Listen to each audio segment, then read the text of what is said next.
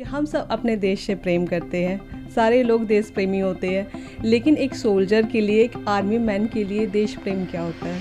Normally हमारे देश में कहीं भी कुछ भी इशू हो गया, भगवान न करे कहीं बॉम्ब ब्लास्ट हो जाती है या कुछ भी हो जाता है, जो नॉर्मल सिविलियन होती है सबसे पहले खुद की सुरक्षा के बारे में सोचती है। तो उस सिचुएशन में एक आर्मी मैन की क्या ड्यूटी होती है? सबसे पहले वो क्या सोचता है? कई बार तो ऐसा भी है कि मतलब -30-40 डिग्री टेम्परेचर में भी वो ड्यूटी कर रहे हैं एंड कई बार एक्सट्रीम हीट में भी वो अपनी ड्यूटी को निभा रहे हैं। तो ऐसे में उनका बॉडी कैसे सर्वाइव करता है सर?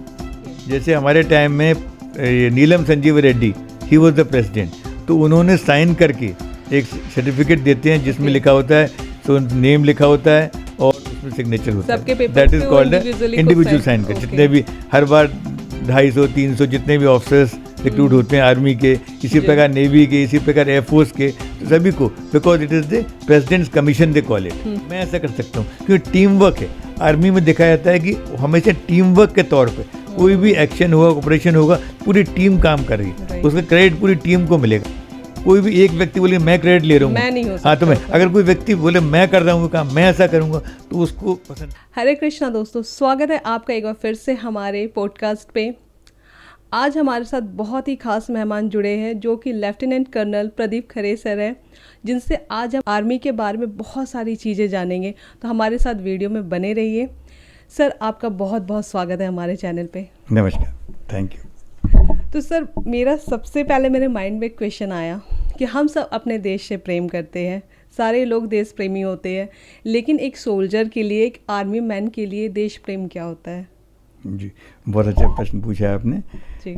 आर्मी में क्या होता है, जैसे मैं ऑफिसर्स की बात करूं, अगर ऑफिसर्स का जब ट्रेनिंग होती है इंडियन मिलिट्री एकेडमी देहरादून में जी, वो सबसे प्रीमियर इंस्टीट्यूशन है, और जब ये ट्रेनिंग कंप्लीट होती है तब उसके बाद एक वहाँ पर चैटवुड हॉल है, तो जो पासिंग आउट परेड होती है उसके बाद जब ऑफिसर बन जाते हैं तो एक फाइनल स्टेप वहाँ पर होता है, और वहाँ पर एक ओथ लेना पड़ता है।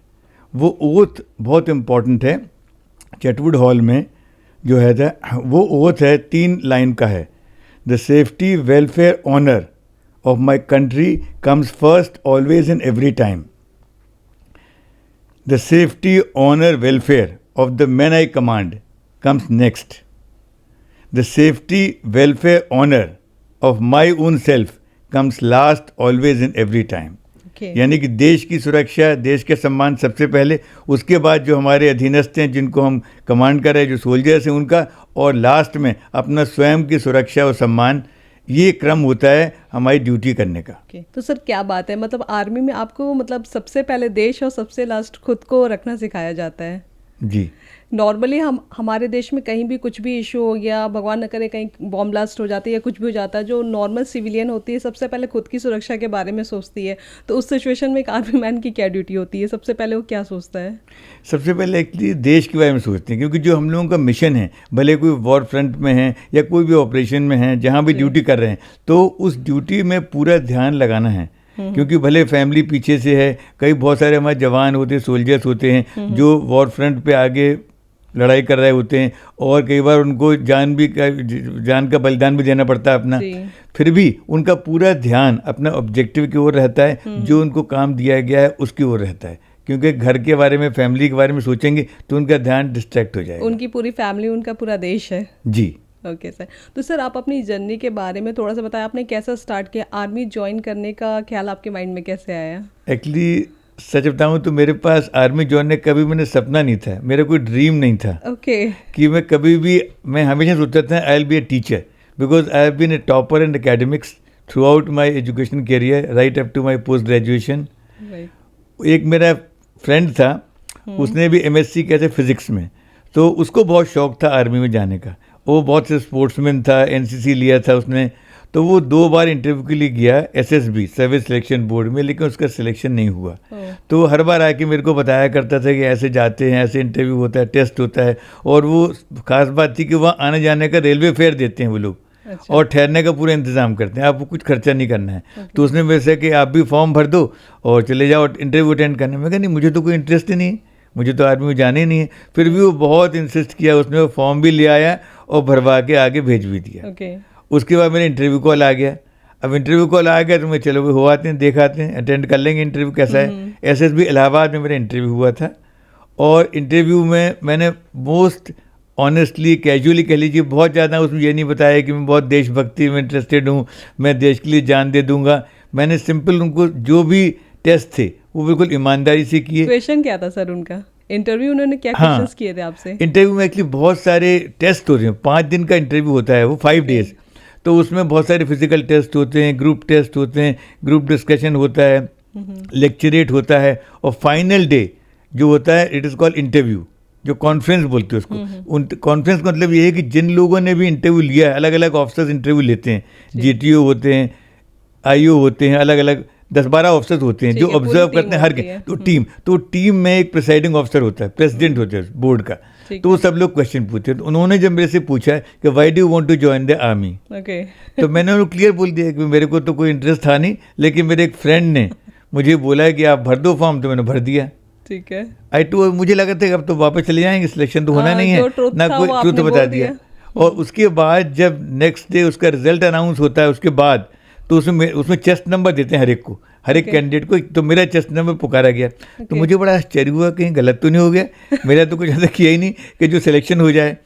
खैर बाद में उन्होंने मतलब मेरे को सिलेक्ट किया, और एक मेडिकल होता उसके बाद। तो मेडिकल 12 डेज मेडिकल हुआ वहाँ, मिलिट्री हॉस्पिटल होता है, वहाँ सारे स्पेशलिस्ट होते हैं, हार्ट के, आँख के, कान के, नाक के, बोन्स के, सारे स्पेशलिस्ट एक एक दिन चेक करते हैं। और 12 डेज इट टुक 12 डेज। उसके बाद वो मेडिकल जो फिट होते हैं उनको दांत भी चेक करते हैं, दांत भी किसी के प्रॉब्लम है, कान में प्रॉब्लम, आँख में, तो रिजेक्ट कर देते हैं। अगर एसएसबी पास भी कर लिया है और कोई मेडिकल प्रॉब्लम है तो रिजेक्ट, क्योंकि सर देश की सुरक्षा की तो एक एक चीज़ वो बिल्कुल ठोक बजा के लिए कहते लेते हैं। उसके बाद फिर वो मेडिकल कंप्लीट होने के बाद घर भेज देते हैं कि उसमें क्या होता है, मेरिट लिस्ट बनाते हैं एक, जितनी भी सीट्स हैं उतनी सीट्स के अनुसार मेरिट लिस्ट बनाते हैं सबकी। उसमें मेरिट लिस्ट में का नाम आता है, उनको वो ट्रेनिंग के लिए बुलाते हैं जी। तो मेरे को ऐसे वो घर भेज दिया, और मैं फिर वहाँ एक कॉलेज में पढ़ा रहा था जबलपुर में। तो मैंने अपनी ड्यूटी ज्वाइन कर ली वापस। उसके बाद फिर करीब 1.5-2 महीने बाद एक टेलीग्राम आया वहाँ कि आपको ट्रेनिंग के लिए जाना है इंडियन मिलिट्री एकेडमी देहरादून।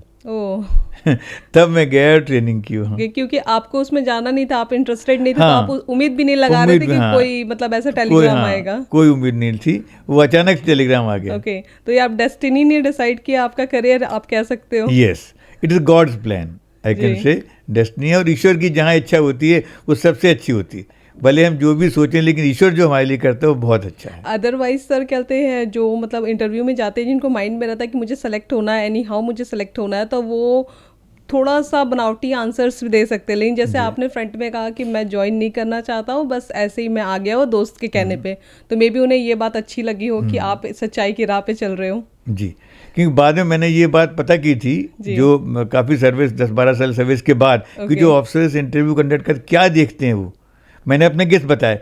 तो मुझे बताया गया है कि जो अच्छा, मैंने एक और बात है, कभी गेम स्पोर्ट्स में कोई पार्ट नहीं लिया, कोई एनसीसी में पार्ट नहीं लिया, मैं 1 किलोमीटर दौड़ा कभी अपनी स्टूडेंट लाइफ में। तो वो बताते हैं कि ये चीज़ इंपॉर्टेंट नहीं है कि आपने कितनी गेम्स में पार्ट लिया, कितनी हाइट है आपकी, लेकिन वो ट्रेनिंग है, ये ट्रेनेबल क्वालिटीज़ हैं। एक होती है ट्रेनेबल क्वालिटीज़, जिसको कि ट्रेनिंग के दौरान वो कर सकते हैं, उनको पता है। मेन जो देखा जाता है सर्विस सिलेक्शन बोर्ड में, वो देखा जाता है कि पर्सनैलिटी कैसी है। जैसे कि कोई आर्गुमेंटेटिव है, हर चीज़ में वो क्वेश्चन कर रहा है, तो वैसे लोग नहीं चाहिए उन्हें, किसी भी डिपार्टमेंट नहीं चाहिए। जैसे सीनियर ने कुछ बोला तो नहीं ऐसा नहीं ऐसा करेंगे, ऐसे क्यों करेंगे, ऐसा नहीं ऐसे करना चाहिए। तो army is a team work, तो दे वांट की टीम वर्क, डिसिप्लिन, हाँ डिसिप्लिन रहना है। उसमें जरूरी है कि आर्मी में कोई भी जैसे निर्णय होता है, जो सीनियर हैं, जो कमांडर हैं, उन्होंने कोई निर्णय लिया मालूम, अब कोई जो टीम मेंबर हैं वो उनको लग रहा है नहीं ये किसने कहा अटैक बाएं से होगा, उसने कहा नहीं हम तो दाएं से होना चाहिए, तो वो वहाँ बता सकते हैं, अपनी राय दे सकते हैं। वही जैसे मैं सोचता हूँ कि दाएं से करेंगे तो ये फायदा होगा, लेकिन फिर भी जो सीनियर ने, जो कमांडर ने निर्णय लिया कि नहीं वो अटैक बाएं से होगा, तो उसको फिर फॉलो करना है कि अटैक बाएं से होगा। जो कमांडर ने आपको कमांड दे दी, आपको फॉलो उसको मानना है। उसमें फिर ये नहीं सोचना कि नहीं यार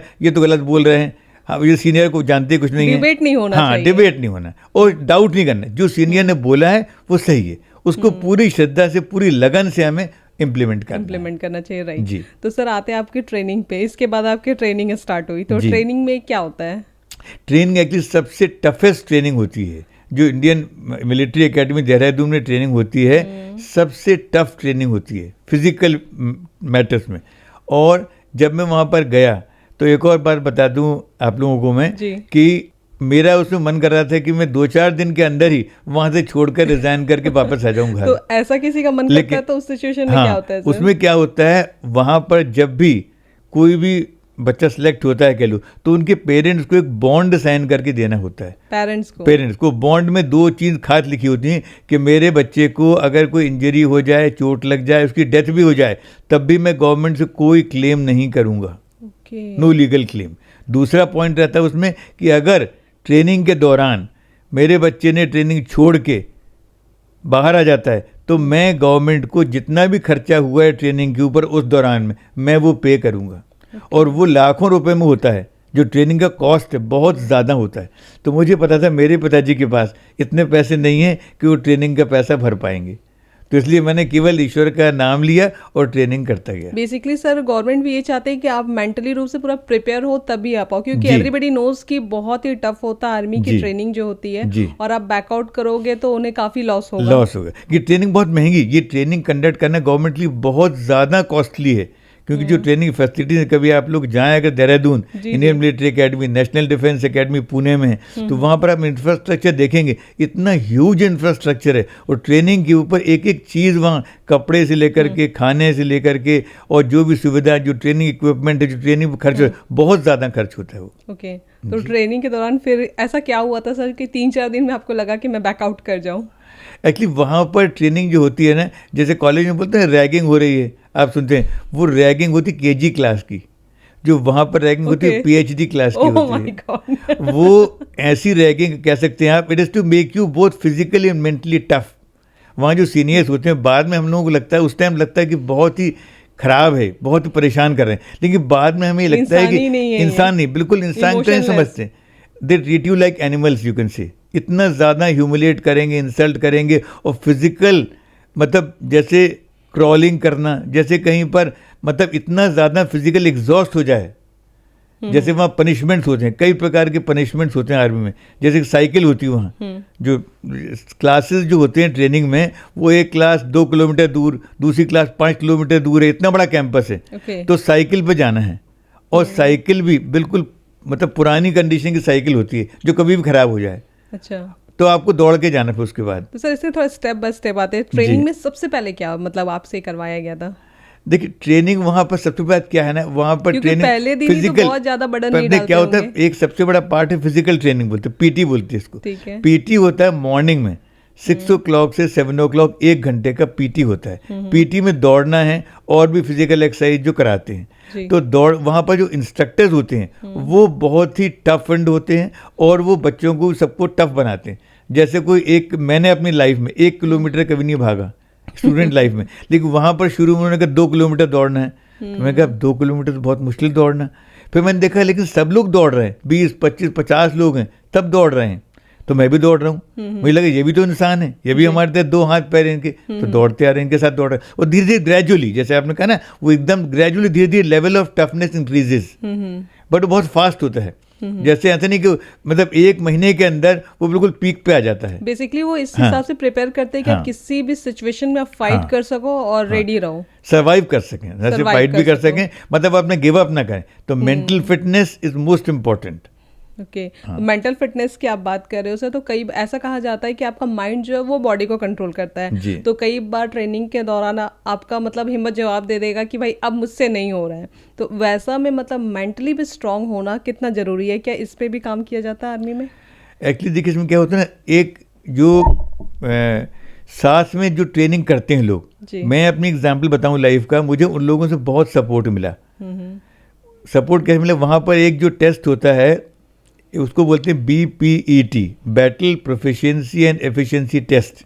उसमें 5 प्रकार के टेस्ट होते हैं। एक होता है 5 किलोमीटर रन, उसमें 5 किलोमीटर दौड़ने के लिए पूरा आपको राइफल के साथ, पूरे इक्विपमेंट के साथ, हैवी बूट्स के साथ दौड़ना है। उसकी टाइमिंग होती है कि 15 मिनट, 16 मिनट, इतने मिनट में कंप्लीट करना है। वो ग्रेडिंग होती है, इतने मिनट में कंप्लीट किया तो एक्सेलेंट, उसके बाद गुड, उसके बाद सेटिस्फैक्ट्री, और उसके बाद भी फेल। जिसने उसमें मैक्सिमम टाइम में नहीं कंप्लीट किया फेल, मतलब उसको दोबारा करना है, वो स्टार्टिंग दोबारा। तो वो उसमें एक टेस्ट 9 फीट डिच बोलते हैं उसको। 9 फीट डिच का मतलब है कि 9 फीट लंबी एक खाई जैसे होती है, और उसके सामने की साइड में, वो तो गहरी है कि 4-5 फीट गहरी होगी, और उसके सामने की साइड में एक लकड़ी की बल्ली लगी होती है, बहुत ही मोटी मजबूत बल्ली लकड़ी की, प्लैंक, वुडन प्लैंक। और जो ट्रेनीज हैं उनको दौड़ते हुए आना एक तरफ से, और जंप करके 9 फीट जंप करके छलांग लगा के उस तरफ पहुंचना, दैट इज अ टेस्ट। अब क्या होता है, जब वो सारा गन वगैरह सब कुछ लेके पूरा, अब जब दौड़ते हुए आते हैं तो क्या होता है, साइकोलॉजिकली वो बल्ली दिखती है, वुडन प्लैंक, वो लगता है इससे टकरा गए तो इंजरी हो जाएगी, तो ध्यान उसमें जाता है, तो एकदम स्पीड कम हो जाती है और गिर जाते, जंप नहीं कर पाते हैं बहुत बार। अच्छा, कई लोगों को देखा मैंने, जंप भी कर गए, घुटने में चोट लगी, घुटने में फ्रैक्चर हो गया एकदम से, इतनी फोर्स दौड़ते हुए आ रहे, इतनी स्पीड से दौड़ते हुए आते हैं, तो देख रहे थे कुछ घुटना टूट गया इसका, ये हॉस्पिटल चला गया। तो मुझे बहुत डर लगता था कि देखो अब वहाँ तक दौड़ते दौड़ते आते हैं और फिर डर के मारे वो जंप नीचे। अब वो जो उस्ताद बहुत डांटते हैं, जो ट्रेनर्स होते हैं वो डांटते हैं, पनिशमेंट देते हैं, इस बात करना ही है। अब मेरे साथ की जो ट्रेनर्स थे उन्होंने मेरे को बताया कि देखो इसमें डरने की बात नहीं है, कुछ नहीं होता है, तुम्हारी नॉर्मल जंप करने की जो छलांग लगाने की है 9-10 फीट तक आप छलांग लगा सकते हो। तुमने कैसे, तो उस शाम के टाइम गेम्स पीरियड होता है, गेम्स पीरियड, उसमें उन्होंने बताया कि देखो यहाँ पर कोई डिच नहीं है, ग्राउंड में 2 रुमाल रखे उन्होंने 10 फीट की दूरी पर, उन्होंने यहाँ कोई गड्ढा नहीं है, डिच नहीं है। अब आप दौड़ते हुए वहाँ से आते हैं, जंप लगाते हैं, तो देखा हाँ आराम 10 फीट जंप कर सकते हैं, कोई बात नहीं। तो उसने कहा आप उसको मत देखो, जो वुडन प्लैंक है उसको देख के मन में डर आता है जी। उसको देखना नहीं है, आप सीधा आगे देखो, ऊपर देखो और जंप लगा दो यहाँ से। तो जंप लगाया मैंने, हो गया, इट हैपेंड। तो इसमें क्या है, मन में एक ऐसी ओरिएंटेशन दिमाग की, मन की हो जाए कि हमें डर मन से निकल जाए जी, दैट इज इट। तो सर मतलब मैं तो सैल्यूट करती हूँ अपने इंडियन आर्मी को कि मतलब इतना वो डिफ़िकल्ट फेस को भी सिर्फ हमारे कंट्री के लिए वो फेस कर रहे हैं, सरवाइव कर रहे हैं ऐसे सिचुएशन में भी। और कई बार तो ऐसा भी है कि मतलब -30-40 डिग्री टेम्परेचर में भी वो ड्यूटी कर रहे हैं, एंड कई बार एक्सट्रीम हीट में भी वो अपनी ड्यूटी को निभा रहे हैं। तो ऐसे में उनका बॉडी कैसे सरवाइव करता है सर?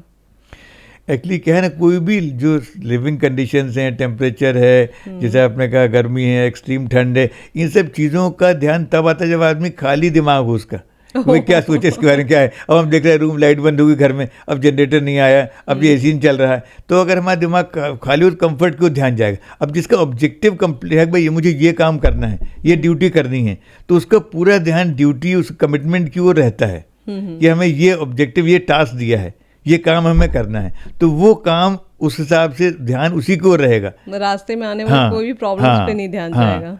तो ये होता है, कहते हैं ना, किसी ने बोला था कि obstacles are those things which you see when you lose your sight of the goal. जो आपका एम है, गोल है, उससे अगर आपका ध्यान हट जाएगा तो आपको ऑब्स्टिकल दिखाई देने लगेंगे। अगर आपका ध्यान केवल ऑब्जेक्टिव पर है, गोल पर है, तो आपको ऑब्स्टिकल दिखाई नहीं देंगे। तो इसमें सर फिजिकल ट्रेनिंग में भी ऐसा भी शायद मैंने सुना है कि एक्सट्रीम हीट में भी आपको ट्रेनिंग दिया जाता है ताकि आप सर्वाइव कर पाओ। क्रॉलिंग वगैरह करने को कहा जाता है, काफ़ी ज़्यादा रेत वगैरह पे, बहुत गर्म रेत होता है, तो ऐसा कुछ होता है सर? एक्चुअली देखो, ट्रेनिंग में तो सब प्रकार की, जो crawling is a very small thing जो है ना, बाकी ट्रेनिंग, जो ट्रेनिंग की टफनेस है, वो टफनेस एक्चुअली वहाँ ट्रेनिंग करने के बाद आप जान सकते हैं। जैसे कि हम लोगों का एक कैंप होता है, अलग अलग कैंप, शुरू में 2 दिन का कैंप होता है, फिर 5 दिन का होता है, फिर 10 दिन का, 11 डेज़ का final camp, it is called Chindits. 11 days का जो कैंप होता है उसमें पूरे 11 दिन, दिन में, रात में, दोपहर में, शाम में चलना ही चलना है। चलना है, थोड़ी देर रुक जाएंगे, 2 घंटे का ब्रेक दे देंगे, फिर चलना है, फिर 6 घंटे चलना है, फिर 1-2 घंटे का ब्रेक दे देंगे। उसमें क्या होता है, इतना मतलब दिन रात आपको, दिन रात, और पहाड़ों में, जंगलों में, पानी में, हर जगह चलते जाना। वो पूरे राइफल है, पूरे बूट्स पहने हुए हैं, पूरे इक्विपमेंट लगा हुआ है। और उसमें क्या है, एक टाइम केवल फ्रेश खाना मिलेगा जो बन के आता है, साथ में गाड़ी चलती है, और एक टाइम आपको खुद खाना बनाना है। बनाना कैसे, वो दाल चावल सूखा टिफ़िन बना के दे देते हैं, और जहाँ पर भी जंगल में रुके हुए हैं वहीं पर आपको सूखी लकड़ी इकट्ठी करके लकड़ी जलाना है, उसी टिफ़िन को रखना है कि उसी में खाना बन जाएगा, जो खिचड़ी बन जाएगी उसको खाना है। उसका भी टाइम है आपको 10 से 15 मिनट। उसके बाद जो है ना, वो जो कैप्टन विसिल बजा देंगे, ख़त्म। तो जब तक लोग लकड़ी ढूंढ पाते हैं, उसमें आग लगा, विसिल बज गई, तो वहीं फेंक देते हैं उसको, फेंक के टिफ़िन उल्टा करके चल देते हैं, क्यों? बनाने का टाइम नहीं है उसको, इतना टाइम नहीं बनाने का। दूसरा, जहाँ पर भी रुकना है, रुकने कैसे, रुकने में सो जाएंगे आप, रुकने के लिए बोले ट्रेंच खोदना है आपको। ट्रेंचेस, जहाँ पर जैसे वॉर होती है ना, तो वॉर में ट्रेंच के अंदर क्या होता है सर? ट्रेंच मतलब गड्ढा होता है, एल शेप। अच्छा। एल शेप गड्ढा होता है, उसमें मतलब इतना गड्ढा होता है कि आदमी बैठ जाए। तो आप 3-3.5 फुट चलते चलते तो आपको गड्ढे खोदने, तो गैंती दे देंगे, फावड़ा दे देंगे आपको, वहाँ गैंती से खोदना है। तो आपने गैंती, देखिए जंगल में कोई भी जगह, वहाँ इतना गड्ढा खोदना, 3.5-4 फीट का गड्ढा गहरा, और जिसमें आदमी बैठ जाए पूरा, इतना गड्ढा आपने पूरा, ऐसे नहीं कि थक गए हम चल के आए हैं तो हम हिम्मत नहीं है, पूरा खोदना है। खोदने के बाद वो अफसर आएंगे, चेक करेंगे कि आपने सही खोदा है कि नहीं खोदा है। उसके बाद बोलेंगे ठीक है, चेक हो गया, अब इसको कवर कर दो, पूरी मिट्टी अंदर रख दो इसके, चलो आगे चलते हैं। अभी मतलब आप लोग 11-12 डेज आप लोग कंटिन्यू चल रहे हैं, ढंग से आप लोग खाना पीना भी नहीं खा रहे हो, खुद से प्रिपेयर करने की कोशिश कर रहे हो, प्लस आपको रुक के अगर रेस्ट करना है तो रेस्ट करने के लिए पहले आपको गड्ढे खोदने हैं। ये बीच में एक एक्टिविटी है, हर बार नहीं करना, एक एक्टिविटी। जैसे उसमें क्या होता है, हम लोग जा रहे हैं कहीं पर, जैसे अगर रात को या दिन को टाइम मिला कि भाई ठीक है अभी 1 घंटे कुछ ऐसा रेस्ट टाइम कह लो, तो उस टाइम जहाँ भी सड़क किनारे, उसमें पहाड़ पर, वहीं पर हम लोग यूनिफॉर्म पहने जमीन लेट जाते हैं, वहीं नींद आ जाती है, एकदम सो गए। तो एकदम हर सिचुएशन के लिए आप लोगों को फिर सीटी बजेगी तो एकदम उठना है, जैसे विसिल बजी एकदम उठ के रेडी हो जाओ। कोई ऐसा नहीं कि बिस्तर है, कुछ नहीं, बिस्तर भी नहीं है, जमीन में घास है, छोटे मोटे पत्थर भी पड़े हैं, वही नींद आ जाती है। इसीलिए कहते हैं कि आर्मी वाले जो होते हैं रिटायरमेंट तक एकदम टफ एंड डिसिप्लिन वाले हो जाते हैं, कि भाई आर्मी वाला है तो एकदम डिसिप्लिन एंड स्ट्रिक्ट वे में बात कर सकता है। एक और इंसिडेंट है उसका कि जब हम जा रहे थे रात में इसी 11 डेज कैंप में, जो कि मुझे अभी भी याद है कि बहुत रात तो करीब 2 बजे होंगे, हम लोग चलते जा रहे थे, वहाँ पर देहरादून के आसपास पहाड़ बहुत सारे हैं, तो बीच में कुछ नाला बह रहा था और मुझे बहुत प्यास लग रही थी। रात को देख रहा है कुछ चमकता हुआ पानी दिख रहा है नीचे, और उसके बाद मुझे देखा, हम लोग का मग होता है, वाइट कलर का इनामिल मग होता है, उससे आपको चाय भी पीना है, पानी भी पीना है, नहाना भी, सब काम करना है, बाथरूम सब काम के लिए वही मग है, ओनली 1 मग फॉर एवरीथिंग। तो उस मग को निकाला और निकाल के मैंने नीचे डुबाया, जो भी पानी बह रहा है, देखा नहीं कैसा गंदा पानी है, कीड़े हैं, क्या है उसके अंदर, गंदा है, उसमें निकाले, गड़गड़ पूरा पी लिया। प्यास बहुत, इतनी तेज ज़्यादा प्यास लगी थी, और पानी बॉटल, एक वाटर बॉटल होती छोटी सी, खत्म हो जाता है पानी वो, तो वो हरदम भरने को नहीं मिलता है, तो वही पानी पी लिया क्योंकि प्यास बहुत लगी सर, थी। ये इंसिडेंट किसी और ने भी कहा था बहुत पहले, वो मेरे मतलब चाचा के बेटे ही लगते हैं, वो भी मिलिट्री में, तो कहते हैं कि भाई नाला का पानी बह रहा था, इतनी टफ ट्रेनिंग थी कि हमने वो पी लिया, तब मैंने उन पर ट्रस्ट नहीं किया था कि कोई नाला का पानी थोड़ी पी सकता है। अब हम लोग आरओ का पानी पीते हैं, फिल्टर का पानी पीते हैं, सुनते साफ है कि नहीं है। तो बेसिकली बॉडी आप लोगों की इस लेवल पे चली जाती है कि किसी चीज का कोई फर्क ही नहीं पड़ता, चाहे एक्सट्रीम हीट हो या ठंड हो, या आप पानी कैसा पी रहे हो। क्योंकि बॉडी में इतनी हीट हो जाती है, इतनी ज़्यादा फिजिकल एक्सर्शन है, इतनी ज़्यादा फिजिकल एक्सर्शन है कि उस बात को बॉडी कभी बीमार नहीं पड़ता, कोई प्रॉब्लम नहीं, बुखार नहीं आता किसी को, कुछ नहीं होता पूरी ट्रेनिंग के टाइम में। अच्छा, बेसिकली आर्मी के ऊपर या हमारे देश की मिलिट्री और सोल्जर्स के कंधों पे हमारे पूरे देश की सुरक्षा रहती है, इसलिए शायद इतनी टफ ट्रेनिंग होती है कि भाई आपके ऊपर बहुत बड़ी जिम्मेवारी है। जी, इसमें एक और चीज़ बताना चाहूँगा, ट्रेनिंग जो होती है वहाँ पर खाना भी कितना ज़्यादा न्यूट्रिशियस मिलता है। अभी ब्रेकफास्ट आज मैं बताऊँ, अगर जो हम लोग पीटी ड्रिल करने के बाद ब्रेकफास्ट, उतना ब्रेकफास्ट मैं कभी खा ही नहीं सकता हूँ आज की तारीख में। वहाँ पर जब ब्रेकफास्ट खाने मेस में बैठते थे तो एक पॉरेज की प्लेट होती, दलिया, एक प्लेट 4 टोस्ट होते हैं, उसमें जितना चाहे बटर लगा लो, मक्खन जैम सब लगा लो, 4 टोस्ट, वो कंप्लीट हम लोग खा लिया करते थे। उसके बाद नॉन वेजिटेरियन है तो उसको एग्स मिलेगा, ऑमलेट मिलेगा, 2 अंडे 4 अंडे जितने भी आपको खाना है ऑमलेट खा लें, नहीं है तो आप वेजिटेरियन में समोसा कटलेट वो मिल जाएगा। उसके बाद दूध का ग्लास मिल जाएगा। इतना ज़्यादा ब्रेकफास्ट सर ये आज नहीं खा सकते हम लोग। ये भी ऐसा मैंने सुना है कि अगर आप वेजिटेरियन हो नॉन वेजिटेरियन हो मैटर नहीं करता, आपको जो देगा आपको खाना पड़ेगा, मतलब वेजिटेरियन को भी नॉन वेज खाना नहीं, ऐसा कंपल्शन नहीं, ऐसा कभी ऐसा नहीं, वेजिटेरियन को वेजिटेरियन फूड देंगे। हाँ, इसका कंपल्शन नहीं है, कोई ड्रिंक्स का कंपल्शन नहीं है कि आपको ड्रिंक पीना है आर्मी में, क्योंकि उसमें देते हैं। नहीं, ये लोगों को ऐसी मतलब अफवाह फैला दी कह लो, ऐसा नहीं है। एंड सर कहते हैं आर्मी की जो आपकी ट्रेनिंग हुई हो तो काफ़ी टफ हुई, तो आर्मी में अलग अलग पोजीशंस होती है, अलग अलग पोस्ट होते हैं, तो सबके लिए ट्रेनिंग इक्वल ही होती है?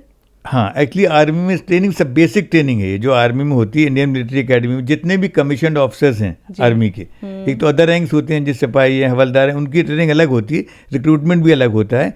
ये जो ऑफिसर्स ट्रेनिंग है, ऑफिसर्स के लिए सारे इंडियन आर्मी के ऑफिसर्स की ट्रेनिंग वहाँ पर होती है, जो परमानेंट कमीशन एक बोलते हैं।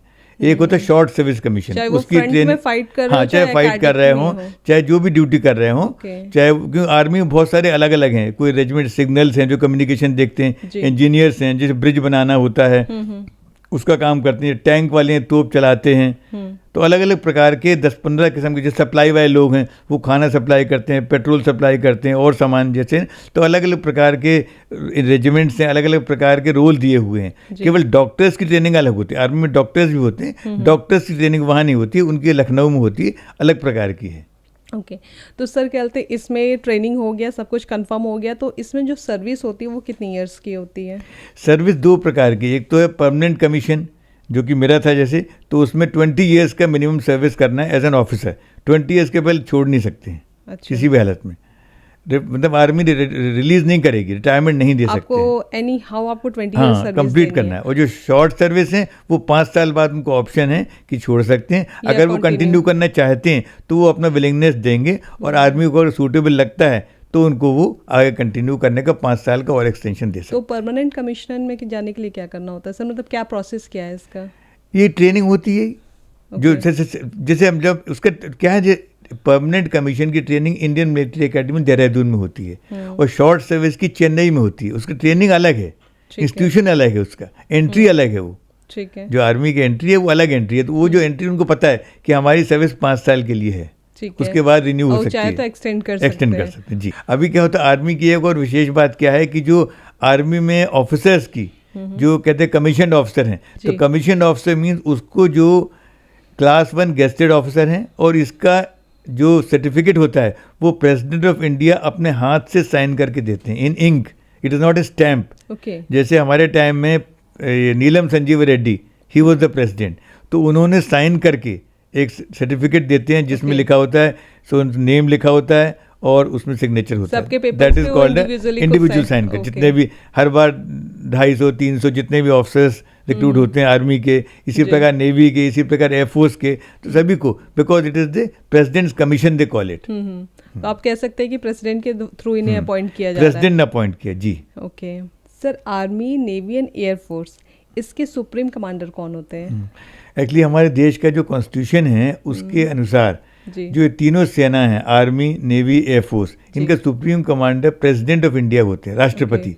तो जो राष्ट्रपति हैं वो सुप्रीम कमांडर हैं तीनों के। इसीलिए जो भी ऑफिसर्स का अपॉइंटमेंट होता है वो प्रेसिडेंट खुद साइन करते हैं अपने हाथ से। तो इस सुप्रीम कमांडर से हम लोग ये कह सकते हैं कि फिर ये जरूरत पड़ने पे ये कमांड अपने हाथ में लेकर ऑर्डर्स दे सकते हैं? एक्चुअली कॉन्स्टिट्यूशन के मुताबिक तो ऐसा ही है, लेकिन एक्चुअली क्या होता है, देखिए हमारे देश में राष्ट्रपति का रोल जो है ना उतना इम्पोर्टेंट नहीं है। जैसे चूंकि ये हमारा prime minister is the executive of the government, तो कोई भी अगर आदेश होना, कोई भी पॉलिसी है, कहाँ किस देश से युद्ध होना है, किस में युद्ध रोकना है होना, तो ये सारे डिसीजन प्राइम मिनिस्टर लेते हैं। लेकिन प्रेसिडेंट का चूंकि ये एक रोल है, तो इसमें जहाँ प्रेसिडेंशियल फॉर्म ऑफ गवर्नमेंट हो, जैसे अमेरिका में प्रेसिडेंशियल फॉर्म ऑफ गवर्नमेंट है, वहाँ पर प्रेसिडेंट के पास सारे पावर हैं। जो प्रेसिडेंट चाहे वो पॉलिसी बनाएंगे, जो चाहे वो बोलेंगे। लेकिन इंडिया में क्या है, यहाँ पर पार्लियामेंट्री सिस्टम है जी। तो प्रेसिडेंट का भले रोल है, लेकिन हर एक ऑर्डर्स में प्रेसिडेंट का भले नाम होगा, लेकिन जो है वो रिकमेंडेशन प्राइम मिनिस्टर की होगी। हाँ। ठीक है सर, आपने 20 इयर्स अपनी सर्विस दी आर्मी में, तो आर्मी की सबसे खास बात क्या लगती है जो इंडियन आर्मी की है, एंड अगर उसके कंपैरिजन में हम पाकिस्तान या अदर कंट्रीज की बात करें, जो क्वालिटीज उनमें नहीं है इंडियन आर्मी में है? इंडियन आर्मी में क्या है, ऑफिसर्स की जो ट्रेनिंग है उसमें ये सिखाया जाता है कि जो भी हम अपने जवान्स को, सोल्जर्स को कोई ऑर्डर दें, कोई काम करने के लिए टास्क दें, तो वो काम हमें खुद करते बनना चाहिए। अगर हम वो नहीं कर सकते हैं तो हम उनको ऑर्डर नहीं देंगे। इसलिए जो भी काम होता है, जैसे आप बताए ना BPET, physical proficiency and efficiency test, वो जवान्स भी पास करते हैं, ऑफिसर्स भी पास करते हैं। पहले आपको खुद सारे टेस्ट पास करना है, वो सारे फिजिकल टेस्ट खुद पास, और वो 45 ईयर्स तक पास करना है, 45 ईयर्स की एज तक। उसमें एज लिमिट है आर्मी में कि 45 ईयर्स की एज तक सारे टेस्ट आपको पास करना, हर साल उसका टेस्ट होगा हर एक ऑफिसर एवरी ईयर टेस्ट देना हाँ है। सर्विस में आने के बाद भी मैंने खुद किया 45 ईयर्स की एज तक। ये ड्यूरिंग सिर्फ ट्रेनिंग हाँ, नहीं होता है। हाँ सर्विस के दौरान पूरे सर्विस में जैसे होता है वो 5 किलोमीटर दौड़ना है, वो मंकी रोप क्रॉस करना है, ये 9 फीट डिच क्रॉस करना है, ये सारे सर्विस के दौरान भी हर साल करना इजी हो गई होगी चीजें आपके नहीं लिए। लेकिन इजी नहीं, प्रैक्टिस करनी पड़ती है। बाद में जिसकी डेट आती है अनाउंस होता है भाई ये टेस्ट आपको इस दिन क्लियर करना है, तो उसके कम से कम 15-20 दिन पहले से हम लोग सुबह दौड़ना शुरू कर देते हैं। रोज तो जाते ही दौड़ने, लेकिन वो ड्रेस में दौड़ना शुरू कर देते हैं पूरी राइफल के साथ, पूरे पैक के साथ। मतलब ऐसा नहीं है एक कि मोमेंटम बन जाए। हाँ, कि कमांडर आपको कमांड दे दी कि आपको you have to do this और वो खुद नहीं कर खुद नहीं खुद। दूसरा इसके बाद क्या होता है अनलाइक जैसे तो हम लोग खुद जो ऑर्डर देंगे तो खुद करने बनना है। दूसरा lead from the front. Lead from the front का मतलब है कि जब हमने किसी जवान को अपने सोल्जर्स को कमांड दिया ये काम करने का तो हमें आगे चलना है। ऑफिसर्स हमेशा आगे चलेंगे, ये नहीं कि जवान को बोलते हैं आगे जाओ, सोल्जर्स को आगे जाओ, हम पीछे से आ रहे हैं, ऐसा नहीं। तो या कहीं बैठे बैठे ऑर्डर दे दिया ऐसा नहीं। तो सोल्जर्स को कॉन्फिडेंस आता है देखो हमारे जो लीडर हैं, हमारे जो अफसर हैं वो आगे चल रहे हैं, वो अपनी जान खतरे में डाल रहे हैं, तो उनको भी कभी संकोच नहीं लगता भाई देखो साहब तो आगे जा रहे हैं। जैसे एज अ पेरेंट हम अपने बच्चों से खुद को आगे रखते हैं वैसे आप कह सकते हो। तो वो एक फादरली फिगर कह लीजिए, लीडरशिप है। ये लीडरशिप खास वो है, जबकि पाकिस्तान आर्मी में बताते हैं ऐसा नहीं। वहाँ पर ऑफिसर्स जो है वो सोल्जर्स को बोलते हैं आगे जाओ और वो उतना आगे जाने में विश्वास नहीं रखते। तो मतलब वो जूनियर्स को आगे करके खुद सेफ जोन में बैठे रहते हैं। इसलिए यहाँ पर जो हमेशा इंडियन आर्मी की सबसे बड़ी स्ट्रेंथ है कि हमारे जवानों के मोराल बहुत अच्छा है, बहुत ऊंचा रहता है उनका। वो हमेशा किसी चीज़ को इसलिए लगन से करते हैं, उनको पता है कि जो ऑफिसर्स हैं वो लीड कर रहे हैं, वो हमको ऑर्डर नहीं दे रहे हैं, वो इतने सक्षम है बहुत अच्छी इस तरह की कि उनका ध्यान रखना सबसे पहले उन्हें पता है कि हमारा कोई नुकसान होने के पहले ये हमारा ऑफिसर ध्यान रखेंगे। एंड सर कभी कोई ऐसा वॉर की सिचुएशन हुई हो आपकी ड्यूटी के दौरान, या कभी कोई पाकिस्तानी सोल्जर पकड़ा गया हो हिंदुस्तान में, तो कैसा ट्रीटमेंट देते हैं फिर उस केस में? एक्चुअली इसमें क्या होता है, एक जिनेवा कन्वेंशन है जो इंटरनेशनल कन्वेंशन होता है कि प्रिजनर्स ऑफ वॉर, कोई भी युद्ध होता है ना, तो किसी भी देश के सिपाही हैं, ऑफिसर्स हैं, उनको किसी न किसी कारण से इंडियन सोल्जर्स पाकिस्तान में चले जाते हैं, ऑफिसर्स को भी कर लिया जाता है, प्रिजनर ऑफ वॉर बना लिया जाता है, कैप्चर कर लिया जाता है। इसी तरह पाकिस्तान के भी सोल्जर्स को, ऑफिसर्स को कैप्चर करके इंडियन आर्मी ले लेती। तो जिनेवा कन्वेंशन के अनुसार क्या है कि किसी भी कैप्चर्ड सोल्जर को परेशान नहीं करना है। उसको, वो दुश्मन नहीं हमारा, अभी वो कैप्चर हो गया, अभी उसको पूरा सम्मान दे के उसका ध्यान, फायर नहीं करेगा, तो वो ध्यान रखना है। तो जब पाकिस्तान से वॉर हुआ था तो हमारे फील्ड मार्शल मानेकशॉ, उन्होंने इंश्योर किया ये कि जो भी पाकिस्तानी सोल्जर्स हैं उनको बहुत अच्छी तरह सुविधाजनक बैरक्स में रखा जाए। ऐसे नहीं खुले में कर दो, ठंड में, गर्म में, कहीं भी उनको बेसिक सुविधा दी जाए, खाने की, पीने की, जो भी है टाइम पे दिया जाए। तो वहाँ के सोल्जर्स इतने ज़्यादा प्रभावित हुए इस बात से। एक बार field marshal Manekshaw Pakistan visit में गए थे, तो वहाँ का एक सोल्जर आया, बहुत सलाम किया, उन्होंने कहा साहब मुझे इतना गर्व है कि मैं आपके कंट्री में प्रिजनर ऑफ वॉर पकड़ा गया था और आप लोगों ने बहुत हमारी देखभाल की और मैं आपको बहुत ज़्यादा धन्यवाद देता हूँ, और काश मैं आपके सेना में होता तो बहुत भाग्यशाली होता। काश मैं आपकी सेना में होता, वाह क्या बात है। यही तो इंडियन आर्मी की खासियत है सर, कि हर कोई अपनी अपनी कंट्री के लिए लड़ रहा है, लेकिन जब आप हमारे पास आते हो तो हम आपको बहुत ही सम्मानजनक स्थिति में रखते हैं एंड एक इंसानियत वाला व्यवहार करते हैं आपके साथ। तो ये बहुत बड़ी बात है कि पाकिस्तान की आर्मी ने ऐसा कहा हमारी कंट्री के लिए। तो और इसके कंपैरिजन में अगर मैं एक क्वेश्चन और सेम डालूँ कि अगर हमारे इंडियन सोल्जर अगर पाकिस्तान सेना के हाथ लग जाते तो उनका क्या बिहेवियर होता है? हाँ, वो लोग तो बहुत टॉर्चर करते हैं, परेशान करते हैं, और कई बार तो मतलब उनको बहुत बुरी हालत में ट्रीटमेंट करते हैं, तो बहुत बुरी तरह से फॉलो नहीं करते, वो फॉलो नहीं करते। और हालांकि बहुत सारे आपने देखिए अभी कारगिल वॉर है या दूसरे भी वॉर में 71 वॉर में बहुत सारे सोल्जर्स तो मिसिंग हो गए, मतलब वहाँ से उनकी बॉडी भी नहीं मिली और उनको क्या टॉर्चर किया, क्या किया वो पता नहीं है। वहाँ पर मेरी एक पहली पोस्टिंग थी जम्मू एंड कश्मीर में, श्रीनगर से आगे पाकिस्तान बॉर्डर पर, फर्स्ट पोस्टिंग आफ्टर ट्रेनिंग। हाँ, तो 1980 की बात है। तो उस टाइम वो एक ब्रिगेड बोलते हैं फॉर्मेशन है, तो वो एक वैली में थी, वहाँ पर 3 तरफ पाकिस्तान है, एक तरफ इंडिया है। मतलब वैली में 3 साइड से पहाड़ हैं, वो पहाड़ उस तरफ उसके पाकिस्तान है, एक साइड पहाड़ के इस तरफ इंडिया है। और उसमें क्या रहता है कि साल में 5 महीने बर्फ गिरती वहाँ, नवंबर से लेकर मार्च तक, तो पूरे चारों तरफ पहाड़ों में बर्फ जमी रहती है और 5 महीने तक वहाँ पर कोई भी मूवमेंट, कोई गाड़ी नहीं जा सकती है, कोई सारे चीज़ एरोप्लेन से ड्रॉप करते हैं, एयर ड्रॉप करते हैं, चिट्ठियाँ भी जो कोई लिखता है चिट्ठी, तो वहाँ पर 10 दिन 15 दिन बाद चिट्ठियाँ मिलती हैं हम लोगों को, वो ड्रॉप कर देते हैं, एयर ड्रॉप कर देते हैं और सबकी चिट्ठी उनको पहुँचेगी 10 से 15 दिन बाद। खाने का सामान भी जो होता है वो सब पैक्ड होता है, जैसे अंडे का पाउडर होता है, पैक्ड पोटैटोज होते हैं, सब्जियाँ पैक्ड टिन्स में होती हैं, तो वो ड्रॉप कर देते। तो जो खाना बनता है मेस में वो सब इसी का बनेगा, टिन्ड सब्जी है, टिन्ड फ्रूट है, अंडे का पाउडर होता है तो उसको ड्राइड पाउडर रहता है, उसको ऑमलेट बना जो भी करते हैं। 5 महीने तक फ्रेश वेजिटेबल्स देखने को नहीं मिलती वहाँ पर। दूसरा उससे भी बड़ी बात क्या है कि जो ये वहाँ से बाहर आना ही जाना पड़ता है किसी न किसी काम से, कोई छुट्टी जाएगा तो आना कैसे, पैदल आना है। उसमें एक पहाड़ी का जो बना होता है, साधना पास बोलते हैं उसको, नाश्ता चुन पास नाम है उसका, साधना पास नाम रखने के बाद जो एक्ट्रेस साधना थी वो वहाँ पर गई थी सोल्जर्स का मोराल हाई करने के लिए, तो उसका नाम साधना पास रखा गया। ओके, तो वहाँ पे उस टाइम कोई गाड़ी नहीं चलती, आप वहाँ पर वॉक करके हाँ बर्फ़ होता है, और बर्फ़ दिन में बर्फ़ पिघल जाती है, एवलांच हो जाता है, तो केवल रात को चलना है। उसका फुट कॉलम बोलते हैं उसको। फुट कॉलम का मतलब क्या है कि सारे लोग 25, 50, 100, 150 लोग, वो सारे लोग इकट्ठे हो जाएंगे उस साइड में, और शाम को 7 बजे बिल्कुल अंधेरा हो जाएगा तब उस बर्फ़ के ऊपर चलना शुरू करेंगे। और वो पहाड़ का स्लोप होता है, स्लोप के ऊपर चलना है, अगर कहीं पैर फिसल गया तो नीचे खाई में चले जाएंगे। तो बिल्कुल अंधेरे में चलना, बिल्कुल अंधेरे में। तो कुछ तो टेक्निक यूज करते थोड़ा सनलाइट, मतलब मूनलाइट कह लो, मूनलाइट जो होती है, तारों की रोशनी जब भी होती है जिस टाइम में, और उसके अलावा क्या करते हैं वो लोग वहाँ पर बीच में डंडे गाड़ देते हैं बर्फ़ के बीच में और रस्से बांध देते हैं, तो उनका सहारा लेकर के लोग चल सकते हैं कि नींद ना आ जाए, कोई नीचे गिर ना जाए। बहुत इसके अलावा थोड़ा सा प्लेन एरिया होता है, वहाँ पर चाय बनाई जाती है। अच्छा। तो हर एक 2-3 घंटे पैदल चलने के बाद वो चाय का बना कर सबको दी जाती है कि चाय पी लो, 10 मिनट रेस्ट कर लो, फिर आगे चले जाओ, क्योंकि शाम को 7 बजे चलते हैं और सुबह 6-7 बजे इस पार आते हैं क्रॉस करके। अटैक होने का पूरा रात बहुत रहता होगा ना सर वहाँ पर रात में अटैक का, तो वो तो चारों तरफ बॉर्डर सिक्योर्ड है, गार्ड कर रहे हैं, फिसलने का ज़्यादा डर है। और क्लाइमेट इतना है कि हम लोग पूरा मतलब कवर्ड रहते, स्नो क्लोथिंग पहनना पड़ती, जो बूट, नॉर्मल बूट नहीं पहन सकते वहाँ पर स्नो बूट्स होते हैं। स्नो बूट मतलब वाइट कलर के होते हैं, इंसुलेटेड डबल वो होता है उसमें, तो उसमें वाइट कलर का बूट जो रबर का होता है कि उसमें पैरों में पसीना आ जाता है, बर्फ़ में चलते हुए पसीना आ जाएगा। अगर नॉर्मल बूट पहनेंगे तो उसमें फ्रॉस्टबाइट हो जाएगा, मतलब उंगली काटनी पड़ेगी, फिर इतनी ज़्यादा ठंड होती है पूरे बर्फ़ में।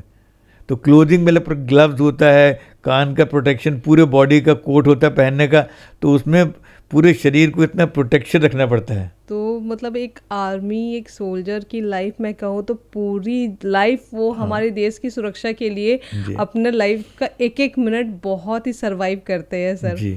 एंड आपने जैसे कहा रात में चलते हैं, तो डे में मतलब क्यों नहीं चलते थे? अटैक होने डे में नहीं, बर्फ़ फिसल जाते हैं, बर्फ़ पिघलती है, अगर धूप पड़ेगी ना तो बर्फ़ पिघल जाएगी, तो पूरा एवलांच हो जाएगा, तो बर्फ़ के बहुत बड़े बड़े सिल्ले आ जाएंगे, तो कोई टकरा जाएगा उससे। हाँ, हो जाता, इसलिए तो वो रात में ही जाते हैं, रात में बर्फ़ पिघलती नहीं है क्योंकि। ओके, तो सर अभी अगर टेक्नोलॉजी की बात करें तो उस टाइम में जब आप लोग सर्विस दे रहे थे और आज के टाइम में क्या आपको चेंजेस दिखते हैं? देखिए, टेक्नोलॉजी से बहुत सारी चीज़ें हम लोग कम्युनिकेट कर सकते हैं, समझ सकते हैं, जानकारी ले सकते हैं, लेकिन जो फिजिकल बैरियर्स हैं वो तो वैसे ही रहते हैं, वो तो उसके लिए कुछ नहीं कर सकते कि ड्रोन से उठा के लाएंगे इस तरफ, वो तो इसलिए physical fitness always important. Physical fitness का महत्व कभी कम नहीं हो सकता है, वो आपके हमेशा रहेगा। हाँ, अभी भी जो ट्रेनिंग होती है इंडियन मिलिट्री अकेडमी में, नेशनल डिफेंस अकेडमी में, वो इवन लेवल्स ऑफ टफनेस हमेशा सेम रहते हैं। और ये तो बेसिक ट्रेनिंग है, इसके बाद कमांडो ट्रेनिंग होती है, उसके बाद स्पेशल ट्रेनिंग होती है, उससे भी कहीं कठिन होती है। और अब नॉर्मल सिविलियन की बात करें, अगर मैं खुद की भी बात करूँ तो थोड़ा सा अगर डे हैक्टिक हो जाए तो सर में दर्द हो जाता, आज थोड़ा सा एक्स्ट्रा रेस्ट करना क्योंकि आज बहुत थक गए हैं, लेकिन आर्मी वाले के लाइफ में तो ये एकदम रोज की बात हो जाती है सर जी। उसमें देखिए, मैं एक बात ऑब्जर्व की, जो थकनेस होती है इट्स इन द माइंड। अगर हम शाम को सोचें कि अरे आज तो मेरा बहुत हेक्टिक डे रहा, आज ऐसा रहा, तो आराम कर लूँ, तो एकदम माइंड में, बॉडी में थकान आ जाएगी, माइंड तुरंत सिग्नल दे देगा। अगर हमें पता है कि नहीं मुझे अभी ये करना है, रात को 10 बजे ये करना है, 11 बजे ये करना है, फिर सो सकते हैं, उसके पहले नहीं, तो आपका उस ऑब्जेक्टिव में ध्यान है, तो आपका ध्यान थकान की ओर नहीं जाए कभी भी, क्योंकि माइंड तुरंत कमांड देता है बॉडी को कि अब ये करना है, अब थकना है तुम्हें। जी राइट। एंड सर आपके मतलब सर्विस के दौरान सबसे इमोशनल पार्ट क्या रहा है सर?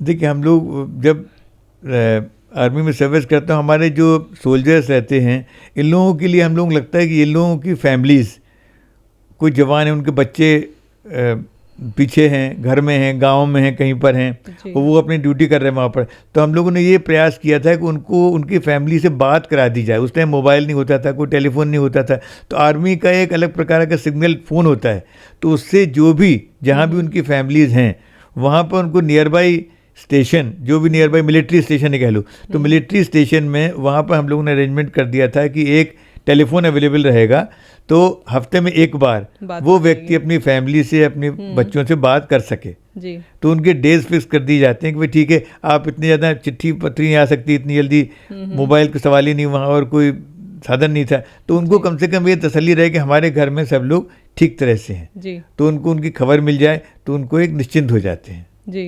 ये रहता है। तो उस टाइम में काफ़ी फैमिली को लेके सबको फैमिलीज की याद भी आती होगी। हाँ। एंड सर, सेना में मतलब सारे धर्म के लोग अपनी सर्विस दे रहे हैं, तो वहाँ पे धर्मनिरपेक्षता कैसी रखी जाती है? देखिए, आर्मी में सबसे बड़ी बात क्या है, सब रिस्पेक्टिव ऑफ रिलीजन, कोई रिजर्वेशन नहीं, पहली बात तो किसी का भी जी। सभी धर्मों के लोग हैं। और यहाँ पर क्या है, जैसे रेजिमेंटल सेंटर्स होते हैं जहाँ पर ट्रेनिंग होती है, जो बड़े इस्टेब्लिशमेंट्स हैं, तो वहाँ पर एक मंदिर भी होगा, मस्जिद भी होगा, गुरुद्वारा भी होगा, चर्च भी होगा, सारे धर्मों का आदर किया और जाएगा। सबका। और जैसे हम लोग दिवाली मनाएंगे वहाँ ईद भी मनाएंगे, तो हम लोग एज एन ऑफिसर मस्जिद में भी गए, हम लोग मस्जिद में भी उनकी वो अटेंड करते हैं जो नमाज होती है। गुरुद्वारे में भी जब उनका लंगर होता है, जो गुरु गोविंद साहब का बर्थडे होता है, तो हर धर्म के लोग इरिस्पेक्टिव ऑफ चाहे हिंदू मुस्लिम कोई भी हैं, तो इस तरह जैसे इवन आर्मी में रेजिमेंट्स जो होती हैं, सिख रेजिमेंट है ऐसे, तो उसमें सारे सरदार हैं मुस्लिम। उनके लिए जो ऑफिसर्स हैं वो सरदार नहीं हैं, वो किसी भी तरह के हो सकते हैं, वो क्रिश्चियन भी हो सकते हैं, मद्रासी भी हो सकते हैं, नॉर्थ इंडियन भी हो सकते हैं, लेकिन उनको ये है कि उनकी भाषा बोलना ज़रूरी है, पंजाबी भाषा बोलना ज़रूरी है। कोई राजस्थान रेजिमेंट है तो उनको राजस्थान की भाषा बोलना ज़रूरी है। उनके जो कल्चर हैं, उनके जो ट्रेडिशंस हैं, जो धर्म को फॉलो करते हैं, वो मालूम होना चाहिए। दूसरी, आर्मी में हर धर्म के धर्मगुरु होते हैं, उनकी पोस्ट होती है एक, जैसे पंडित जी हैं तो पंडित जी रिक्रूटमेंट होता है पंडित का, आर्मी में पोस्ट निकलती है, वो जेसीओ लेवल के होते हैं, जैसे नायब सूबेदार होते हैं, तो उनकी अलग से पोस्ट निकलती है, उसकी उनकी 1 महीने की ट्रेनिंग होती है उनको। लेकिन जैसे मौलवी का रिक्रूटमेंट होगा, ट्रेनिंग पंडित जी की ट्रेनिंग में क्या सिखाया जाता है? वो उनको सिखाते हैं, तो नॉर्मल ओरिएंटेशन एक प्रकार। तो पंडित जी की ट्रेनिंग की बात करूँ तो उन्हें क्या सिखाया जाता है? हाँ, तो आर्मी में क्या होता है कि पंडित का भी रिक्रूटमेंट होता है जी, मौलवी का रिक्रूटमेंट होता है, ग्रंथी का रिक्रूटमेंट होता है। उनके लिए क्या है कि उनको 1 महीने की शॉर्ट ट्रेनिंग, लाइक ओरिएंटेशन, उनको मतलब बंदूक लेकर वो नहीं चलाना है, लेकिन उनको रहना फ्रंट पे है, और उनको बताया जाता है कि सभी धर्म के त्यौहार है, पूजा है, बेसिकली कैसे कराया जाए।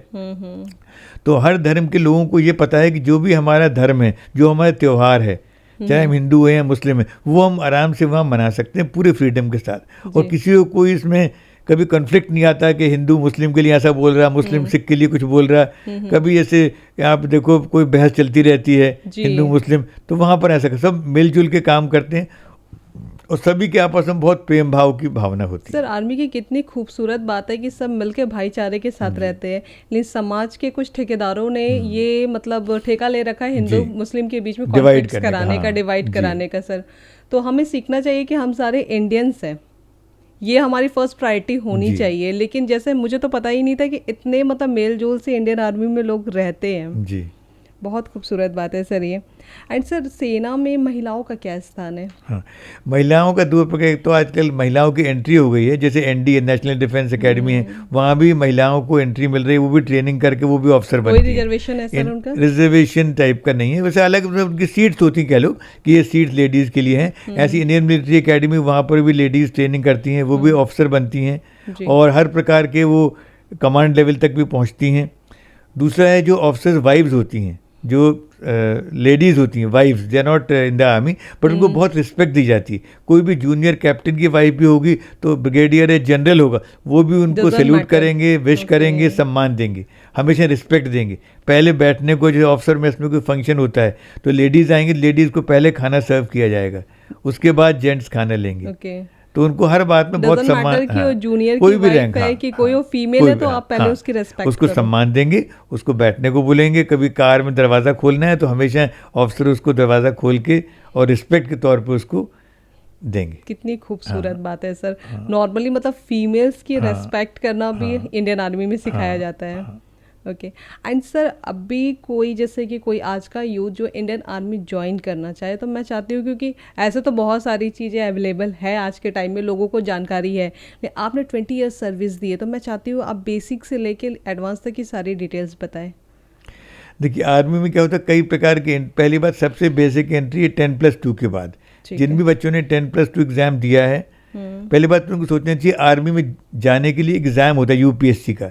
यूपीएससी रिटन एग्जाम कंडक्ट करती है, उसमें English, math, science, general knowledge, इसके पेपर्स होते हैं। वो एग्ज़ाम जब पास कर लेते हैं जो बच्चे, उनको फिर एसएसबी के लिए बुलाया, सर्विस सिलेक्शन बोर्ड होता है, उसमें 5 दिन का इंटरव्यू होता है। उसमें उनको इंटरव्यू जो क्लियर करते हैं, फिर उसका मेडिकल होता है। मेडिकल में जो क्लियर करते हैं उनको फिर वहाँ पर मेरिट लिस्ट के अनुसार बुलाया जाता है। दूसरा है कंबाइंड डिफेंस सर्विसेज, CDS बोलते हैं इसको। ये है एंट्री ग्रेजुएशन के बाद। कोई भी BA, BCom, BSc कुछ भी किया हो, उनके लिए एग्जाम होता है। ऑफिसर ग्रेड में होता है। Officer grade, I am talking officers only. हाँ, तो वो एग्जाम देना पड़ता है, वो भी यूपीएससी कंडक्ट करती है। उस एग्जाम के बाद same service selection board interview होगा, फिर मेडिकल होगा, और उनकी ट्रेनिंग जो है 1.5 साल की होती है। ट्रेनिंग 1.5 साल IMA में। और जो ये NDS जाते हैं, नेशनल डिफेंस एकेडमी, उनकी नेशनल डिफेंस एकेडमी खड़गवासला है, पुणे। तो पुणे में उनकी ट्रेनिंग 3 साल होती है। इन 3 साल के दौरान उन बच्चों को ग्रेजुएशन कराया जाता है, जैसे BA, BCom, BS इक्विवेलेंट। तो ग्रेजुएशन करने में फिर वो IMA में आते हैं, इंडियन मिलिट्री एकेडमी। एकेडमिक चलते साइड में, more of physical training and academic, दोनों का बैलेंस है। उसके बाद जिनको आर्मी में जाना है तो वो यहाँ पर आएंगे देहरादून में, इंडियन मिलिट्री एकेडमी। जो एयरफोर्स कैडेट्स हैं वो एयरफोर्स एकेडमी में जाएंगे, जो नेवी वाले हैं वो नेवी में जाएंगे। ये वाले टाई NDA की टाई है, this tie is National Defence Academy. इसमें एम्ब्लेम बना हुआ है, ये आर्मी, नेवी, एयरफोर्स तीनों। When I was posted in NDA as an instructor, ये टाई वहाँ ऑफिसर्स को, इंस्ट्रक्टर्स को पहननी पड़ती है। बेसिकली सर, अगर कोई 12th करके आर्मी ज्वाइन करता है, तो उसके बाद आप अपनी पढ़ाई को कंटिन्यू रख के वो ऑफिसर ग्रेड में जा सकता है, प्रमोट कर सकता है। उसको एक्चुअली पढ़ाई नहीं करनी, उसको एक बार NDA में जिनका सिलेक्शन हो गया, उनके पेरेंट्स को, उन बच्चों को कुछ नहीं सोचना, उनको सारी जिम्मेदारी गवर्नमेंट की है। फिर उनको वहाँ पढ़ाया भी जाएगा, ट्रेनिंग भी कराई जाएगी, ग्रेजुएशन भी हो जाएगा, सब कुछ वहाँ ट्रेनिंग के दौरान। अलग से कुछ नहीं करना है उसको, अपनी तरफ से कुछ नहीं करना है। उसी के ट्रेनिंग के दौरान ग्रेजुएशन हो जाएगा, उसके बाद कंप्लीट ट्रेनिंग हो जाती, और ट्रेनिंग के बाद 21 साल की उम्र में वो कमीशन ऑफिसर बन जाए, क्लास 1 गेस्टेड ऑफिसर। हाँ, बस एक बार वो क्लियर कर दिया, एग्जाम क्लियर कर दिया, तो उसमें फिर उनकी पूरी जिम्मेदारी गवर्नमेंट। मोस्टली लोगों को लगता है जिनकी हाइट बहुत अच्छी है, जो ज़्यादा खेल कूद करते हैं, तो उन लोगों का सिलेक्शन के चांसेस ज़्यादा होते हैं। देखिए, ऐसे लोगों का भ्रम है। एक्चुअली आर्मी में या नेवी, एयरफोर्स, किस में भी कोई जरूरी नहीं कि बहुत ज़्यादा हाइट होनी चाहिए। नॉर्मल हाइट वाले व्यक्ति भी बहुत अच्छे सिलेक्ट हो जाते हैं। मिनिमम हाइट क्या होनी चाहिए सर? मिनिमम हाइट तो कोई 5 फीट 4 इंचेस कुछ रहती है। अच्छा। तो इतनी होना चाहिए। जरूरी नहीं कि बहुत ज़्यादा गेम्स में या किसी में पार्ट लिया हो। अगर लिया हो तो पॉइंट मिलते हैं, बोनस पॉइंट मिलते हैं, NCC के पॉइंट मिलते हैं, गेम्स के पॉइंट मिलते हैं, उनको प्राथमिकता दी जाती। लेकिन जरूरी नहीं कि जिन्होंने गेम नहीं खेला है अगर, तो उनको सिलेक्शन नहीं लिया होगा। बहुत से बच्चे देखो आर्मी में जाते हैं, वो अपना गेम से करियर बना लेते हैं। नीरज चोपड़ा अभी देखो ओलंपिक मेडल जीत के आए, तो आर्मी का बैकग्राउंड उनका, उन्होंने आर्मी में पूरी ट्रेनिंग के दौरान उनको ये मौका मिला एक से एक अच्छी गेम को अपना इम्प्रूव करने का, एक से एक स्पेशलाइज कोचिंग लेने का। तो इस तरह के मौके बहुत होते हैं जो आर्मी ज्वाइन करते हैं। उनको अगर स्पोर्ट्स का शौक है, एडवेंचर का शौक है, तो माउंटेनियरिंग कर सकते हैं, कोई भी गेम में पार्ट लेकर ओलंपिक तक जा सकते हैं। राइट सर, वो उसके लिए प्लस पॉइंट हो जाता है। प्लस पॉइंट, जी। एंड सर, अब आते हैं आपकी तो आर्मी की जर्नी के बाद, आर्मी से रिटायरमेंट के बाद आपने क्या क्या किया सर? एक्चुअली मैंने आर्मी से 20 ईयर्स सर्विस करने के बाद रिटायरमेंट ले ली 2000 में। क्योंकि कहते हैं ना कि आर्मी वाले कभी भी खाली नहीं बैठते। जी। उसके बाद मैंने फिर अपना आपको, तो सर जो SSB में जाते हैं, इंटरव्यू के दौरान इंटरव्यू के लिए जाते हैं, तो बहुत सारी चीज़ें उनके माइंड में होती है। लोगों को नर्वसनेस होती है कि क्या बोलना है क्या नहीं बोलना है, तो कई बार बनावटी चीज़ें भी वो बोल देते हैं। तो उन्हें किन किन बातों का ध्यान रखना चाहिए कि उनसे कोई गलती ना हो? क्या एक्सपेक्टेशंस होती है जो इंटरव्यू लेता है? जी, बहुत अच्छा प्रश्न है। बहुत सारे एस्पिरेंट्स मेरे से बात करते हैं तो पूछते हैं, तो उसमें बेसिक बात क्या है कि सबसे पहले कि ओरिजिनल सेल्फ के तौर पे आदमी को जाना चाहिए, जो इंडिविजुअल है, कोई बनावटीपन नहीं होना चाहिए। फर्स्ट ऑफ ऑल जो जा रहे हैं इंटरव्यू के लिए, उनको अपना अपीयरेंस का ध्यान रखना है। जैसे हेयर कट है तो प्रॉपर हेयर कट होना चाहिए, प्रॉपर आर्मी शेविंग करना आर्मी में बहुत ज़रूरी है। एक बार बताऊँगा, आर्मी में every single day we have to do shaving. ये रूल है, every single day, every day in the morning, ये कंपलसरी है ट्रेनिंग के दौरान से लेकर के और लास्ट रिटायरमेंट तक। एक भी दिन कोई भी ऑफिसर या person can not be without shaving. दूसरा, आपको वहाँ जाना है, SSB के लिए जाते हैं तो आपकी ड्रेस ठीक होना चाहिए, फिटिंग होना चाहिए, क्लीन ड्रेस हो, बहुत महंगी, शूज़ ठीक होने चाहिए, शूज़ पॉलिश्ड होना चाहिए, ये अपीयरेंस है। दूसरा, वहाँ जब जाते हैं तो इंटरव्यू में किसी भी तरह का ओवर कॉन्फिडेंस दिखाना चाहिए। जैसे किसी को कोई चीज़ पूछा, जैसे कैंडिडेट था वो स्कूल में थोड़ा बहुत फुटबॉल खेलता था, अब जब वो जाने लगा इंटरव्यू के लिए तो उसके दोस्तों ने बोल दिया कि तू बोल देना है वो कैप्टन ऑफ फुटबॉल टीम, तो बड़ा अच्छा सर इफेक्ट होगा, तेरे को बहुत पॉइंट मिल जाएंगे। तो उसने बोल दिया बस कैप्टन ऑफ फुटबॉल टीम। अब जब कैप्टन बोलेंगे तो क्वेश्चन पूछेंगे और डिटेल में, भाई एज ए कैप्टन क्या क्या किया आपने। फिर वो अड़वा गया बीच में कि नहीं सर ऐसा नहीं, मुझे लगा था कि मैं कैप्टन बनने वाला था लेकिन बना नहीं। तो अगर झूठ बोलेंगे तो पकड़ लेते हैं। जो SSB का टेस्टिंग पैटर्न है, वो टेस्टिंग पैटर्न ऐसा बनाया हुआ है कि जो भी व्यक्ति सच बोल रहा है कि नहीं बोल रहा है ये वो मालूम कर लेते हैं एक किसी तरह क्वेश्चन से। दूसरा, ब्लफ नहीं करना चाहिए कभी। कई बार ऐसे कोई भी क्वेश्चन पूछा गया, लोग कहते हैं कुछ नहीं होता तो बता देंगे, हम तो ब्लफ कर देंगे, कुछ भी बोल देंगे। तो अगर कुछ भी बोलेंगे तो उसमें और अपने उसमें फंस जाते हैं लोग फिर, और वो एक्सपोज हो जाते हैं। और एक बार एक्सपोज हो जाएंगे तो सिलेक्शन नहीं होता उनका। तो बेटर है बोलना कि मुझे नहीं पता, सॉरी आई डोंट नो। आप सच they will accept this answer, sorry I don't no.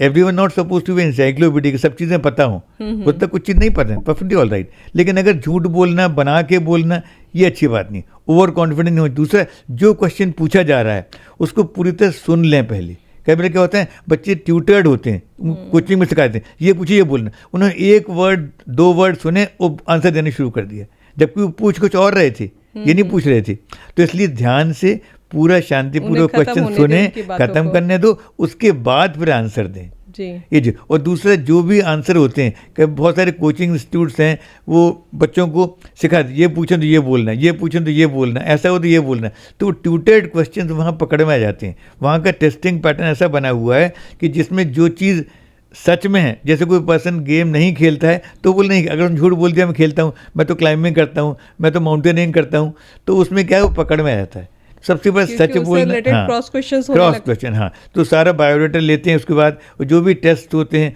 सबसे इंपॉर्टेंट वर्क है कि आपको मैं नहीं बोलना है कि मैं ये कर रहा हूँ, मैं ऐसा कर सकता हूँ, क्योंकि टीम वर्क है। आर्मी में देखा जाता है कि हमेशा टीम वर्क के तौर पे कोई भी एक्शन होगा, ऑपरेशन होगा, पूरी टीम काम कर रही है, उसका क्रेडिट पूरी टीम को मिलेगा। कोई भी एक व्यक्ति बोले मैं क्रेडिट ले रहा हूँ, मैं नहीं हो सकता, हाँ, तो मैं, अगर कोई व्यक्ति बोले मैं कर रहा हूँ काम, मैं ऐसा करूँगा, तो उसको पसंद नहीं किया जाता। दूसरा, आर्गुमेंटेटिव नहीं होनी चाहिए। ग्रुप में आपको कोई बात है, वहाँ ग्रुप डिस्कशन भी होता है, वहाँ लेक्चरेट भी होता है। तो देखा जाता है कि जो व्यक्ति ग्रुप डिस्कशन में बोल रहा है वो अपने आप को बहुत ज़्यादा सबके ऊपर वो हावी तो नहीं हो रहा कि वो दूसरे को बोलने नहीं दे रहा, दूसरे के ऊपर एकदम अपना व्यू इम्पोज कर रहा है। दूसरे की बात सुनना भी है, अपनी बात कहना भी है। कितना शांति और शालीनता से वो आंसर कर रहा है, सुन रहा है, बैलेंस तरीके से सुनना है। और जो भी प्रेजेंस ऑफ माइंड देखते हैं वहाँ, जैसे जो भी इंटरव्यू पूछा कोई भी टास्क दिया जाता है तो वो टास्क कई बार ग्रुप टास्क होता है, इंडिविजुअल टास्क होता है, तो उसमें देखना है कि जो काम आपको दिया गया वो कैसे आप लॉजिकल सोच के कर रहे हैं उस काम को शांतिपूर्वक। कुछ लोग ये शायद ये गलती कर देते होंगे कि मुझे दिखाना है कि मुझे आता है, उस चक्कर में वो ज़्यादा कर जाते होंगे कोई चीज़ें, जो नेगेटिव इम्पैक्ट डालती होगी कि दूसरे को नहीं आता मुझे आता, केवल दूसरे को नहीं आता मुझे आता है, कि बहुत सुपीरियरिटी कॉम्प्लेक्स रखते हैं मन में। जी। तो ये नहीं होना चाहिए, सिंपल तरीके से होना चाहिए। जो बोल रहे हैं, जो हम कर रहे हैं, जो एक्चुअली हैं वही दिखाएं, नेचुरल तरीके से खुद को प्रेजेंट करना चाहिए। बहुत मतलब ये इंपॉर्टेंट बात आपने बताई, क्योंकि लोगों को लगता है कि मैं इंटरव्यू में जा रहा हूँ तो मैं कॉन्फिडेंट दिखना चाहूँ, उस चक्कर में ओवर कॉन्फिडेंट कई बार हो जाते हैं may be. Okay sir. And sir, आपने जब ज्वाइन किया था आर्मी, उस टाइम आपका डेजिग्नेशन क्या था और रिटायरमेंट के टाइम में क्या था? अभी क्या, जब हम लोगों ने ज्वाइन किया था तो उस टाइम 2nd लेफ्टिनेंट का रैंक मिलता था जी, आफ्टर कमीशन। आजकल तो ख़त्म हो गया, लेफ्टिनेंट का रैंक मिलता है आजकल। 2nd लेफ्टिनेंट इज 1 स्टार और लेफ्टिनेंट इज 2 स्टार। तो आजकल जो रिसेंटली ये हो गया कि लेफ्टिनेंट तौर पे स्टार्ट होता है। और जब मैंने वॉलंटरी रिटायरमेंट लिया तो लेफ्टिनेंट कर्नल का रैंक था मेरा उस टाइम। 20 ईयर्स सर्विस करने के बाद तो काफ़ी टाइम हो गया, 25 साल हो गए जी वॉलंटरी रिटायरमेंट लिए हुए। एंड सर, कोई ऐसा किस्सा जो आपको याद हो? एक्चुअली हम लोग यहाँ पर, मेरी पोस्टिंग सैनिक स्कूल में एज ए हेड मास्टर। सैनिक स्कूल आपको पता होगा, ये पब्लिक स्कूल्स होते हैं, तो डिफेंस मिनिस्ट्री की तरफ से मेरी पोस्टिंग थी वहाँ पर। तो वहाँ पर जो बच्चे आते हैं क्लास 6 से ले क्लास 12 तक के स्कूल होते हैं जी। तो वहाँ पर पब्लिक स्कूल की सारी फैसिलिटीज़ होती हैं। तो वहाँ पर जो बच्चे आते हैं वो जैसे पंजाब में पोस्टिंग थी मेरी कपूरथला, तो वहाँ पर सब पंजाब स्टेट के मोस्टली बच्चे आते हैं। तो उन बच्चों को जो हम लोग देखते हैं वो बच्चे हॉस्टल में रह रहे हैं, लेकिन उनके हॉस्टल में रहने के मतलब उनके पेरेंट्स को महीने में एक बार अलाउड होता है कि एक बार महीने में आके बच्चों से मिल सकते हैं। तो वो जो पेरेंट्स आते थे, उनके मदर्स आते हैं कि फादर आते थे, तो वो लोग जब बच्चों से मिलते थे तो बच्चे शुरू में बहुत ज़्यादा मतलब अटैच रहते हैं।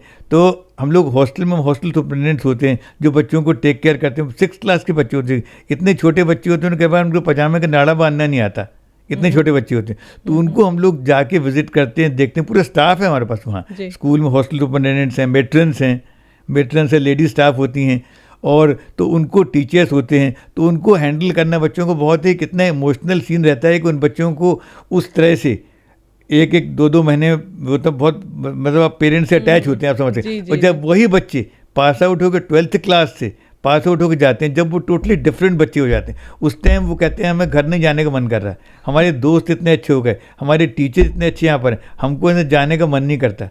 अब हमारा इतना अटैचमेंट इनके साथ हो गया है, डिटैचमेंट हो गया फैमिली के साथ। और वो स्कूल, सैनिक स्कूल ऐसे होते हैं कि जहाँ पर बच्चों को न सिर्फ पढ़ाई कराते हैं, वहाँ पर सारे गेम्स हैं, स्विमिंग है, हॉर्स राइडिंग है, NCC है, सब आउटडोर गेम्स हैं, इंडोर गेम्स हैं, चेस है, और लाइब्रेरी है, पढ़ने की चीज़ें हैं। ऑलराउंड डेवलपमेंट बच्चों का होता है। जब बच्चे वहाँ से पास आउट होकर निकलते हैं तो बिल्कुल टोटली चेंज हो जाते हैं, और उनको लाइफ में बहुत अच्छे एग्ज़ाम देते हैं, अच्छी अच्छी जॉब में जाते हैं, अच्छे काम करते हैं।